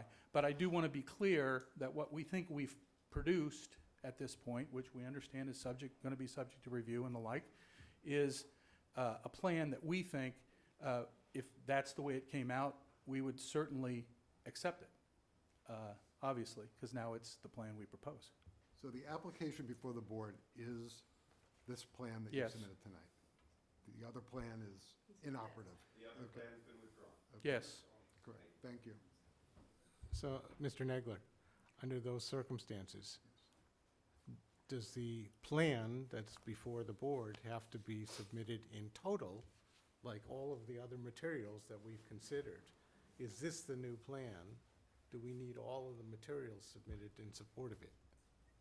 Ultimately, you're gonna want to see, Well, some of the, over you the know, there next are some several requirements weeks, like existing site conditions that haven't changed, but ultimately, you know, you don't have the right, I don't think, to just stop the hearings until you get every piece of paper that goes That's with where I this was going. application, but ultimately, you're gonna wanna see the enumerated items in the regulations, so you can make an informed decision that have changed as a result of this application. Then, under those circumstances where there is so much more material that has to be submitted to us and subject to peer review, do we have the right to say to the developer, we need to extend the time? It's a very complicated question. Can I answer? Yeah, great.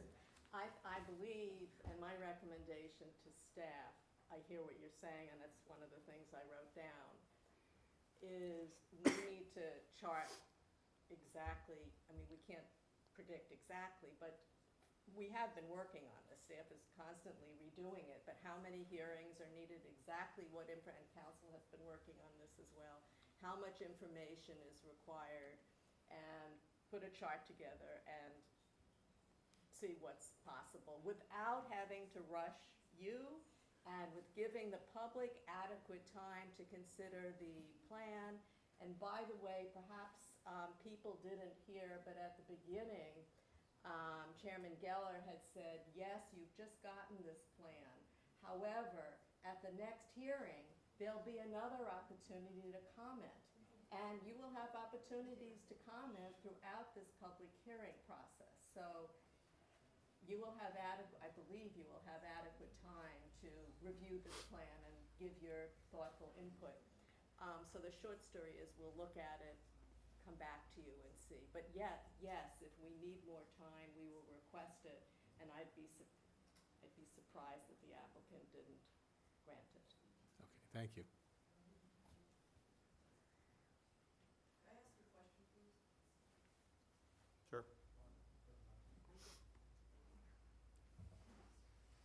Hi, I'm Robin Kuchar. You've seen me before, 285 Beverly Road. And I want to thank you, because this is the first time for all these meetings that we have heard a conversation, was commented before. You now get a glimpse of what we've been dealing with for 5.5 years, because getting a straight answer is virtually impossible. And you just commented that just an answer in terms of the 180 days is complicated. And I understand that, you have to look at things. But the comment that was made before regarding those, and you'll forgive me if I forgot the name, but what was supposed to be presented to you by tomorrow, which is what, the structure, you're the architect. Model. The model, and you said that was a deadline. Why can't it be the deadline? This, again, is what we have dealt with. With this kind of slippery back and forth and kind of confusion, and we don't know. I mean, Ms. Steinfeld said, I believe, that 83 trees would be saved. Mr. Geller said 100 and something other.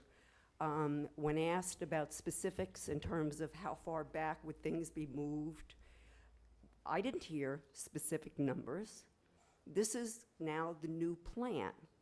Why don't we have those answers for you to deliberate about and consider? And for those of us who have been dealing with this, and the rest of Brookline, everybody who will be affected, to know these things. And so what just happened here, I certainly hope we will continue to see. Where I'm we will, sorry, we what will- is the question? Will we be able to hear, for example, the building commissioner explain in English for those of us, perhaps you understand it, we don't, and also for these two people to explain, more about what the process is. And we just saw a change from the new plan would incorporate this newer plan, and then now it's this plan is the plan, and the old plan from yesterday is not the plan. And this is what I'm talking about. This is what's confusing. And I'm a fairly intelligent person, so is everybody else in this room. And we need to understand these things.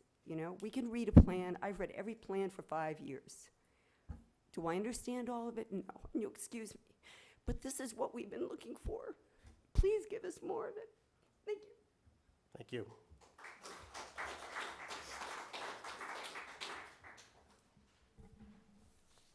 Okay, board, other questions? Any others? Nope, nope. Announcements? Nope. Okay. Actually, you were wrong. I hate to even No, you don't. suggest that you were wrong.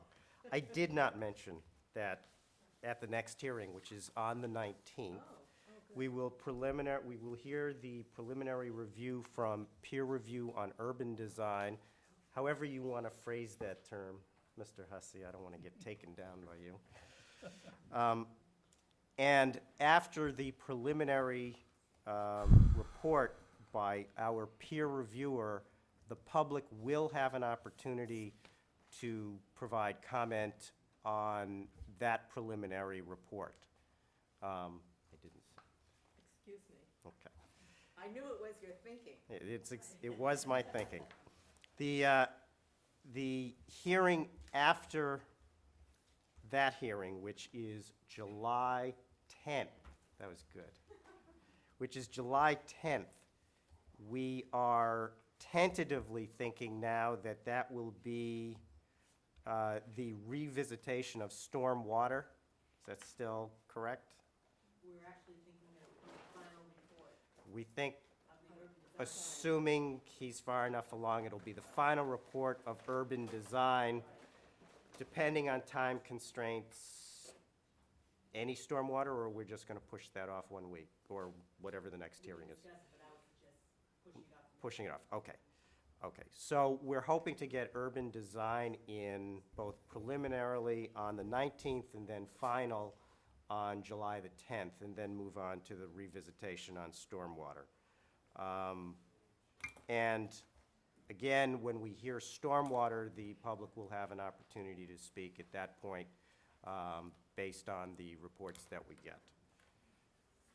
Are you going to plan another visit? That was a great suggestion, so I give you great credit for that. It's been something that's sort of been nagging on my mind, because I was so cold by the end of that site visit, I'm not sure what I saw. All right. So yes, I actually think that would be an excellent proposal, and we'll make those arrangements. I don't know that, can we think of dates now, or?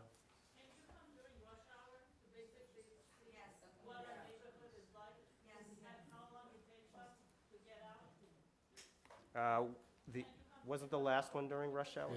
It was. The last one was at rush hour. Yeah, it was 8:30 It was a.m. 8:30. 8:30 a.m. we went. Yeah, it would be 8:30 is when it would be. So let's,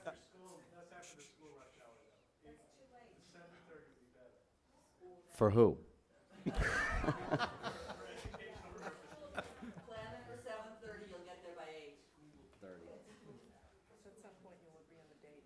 and public well, comment. we will, yes, we will work out a date for a new site visit, and we will make it clear to the public when that is, and figure out time and date and location where to meet. We will make those arrangements and announce them. Thank you. There being nothing else, motion to adjourn? Seconded. All in favor? Continued to June 19th. Jesse, I'm not that much younger than you. You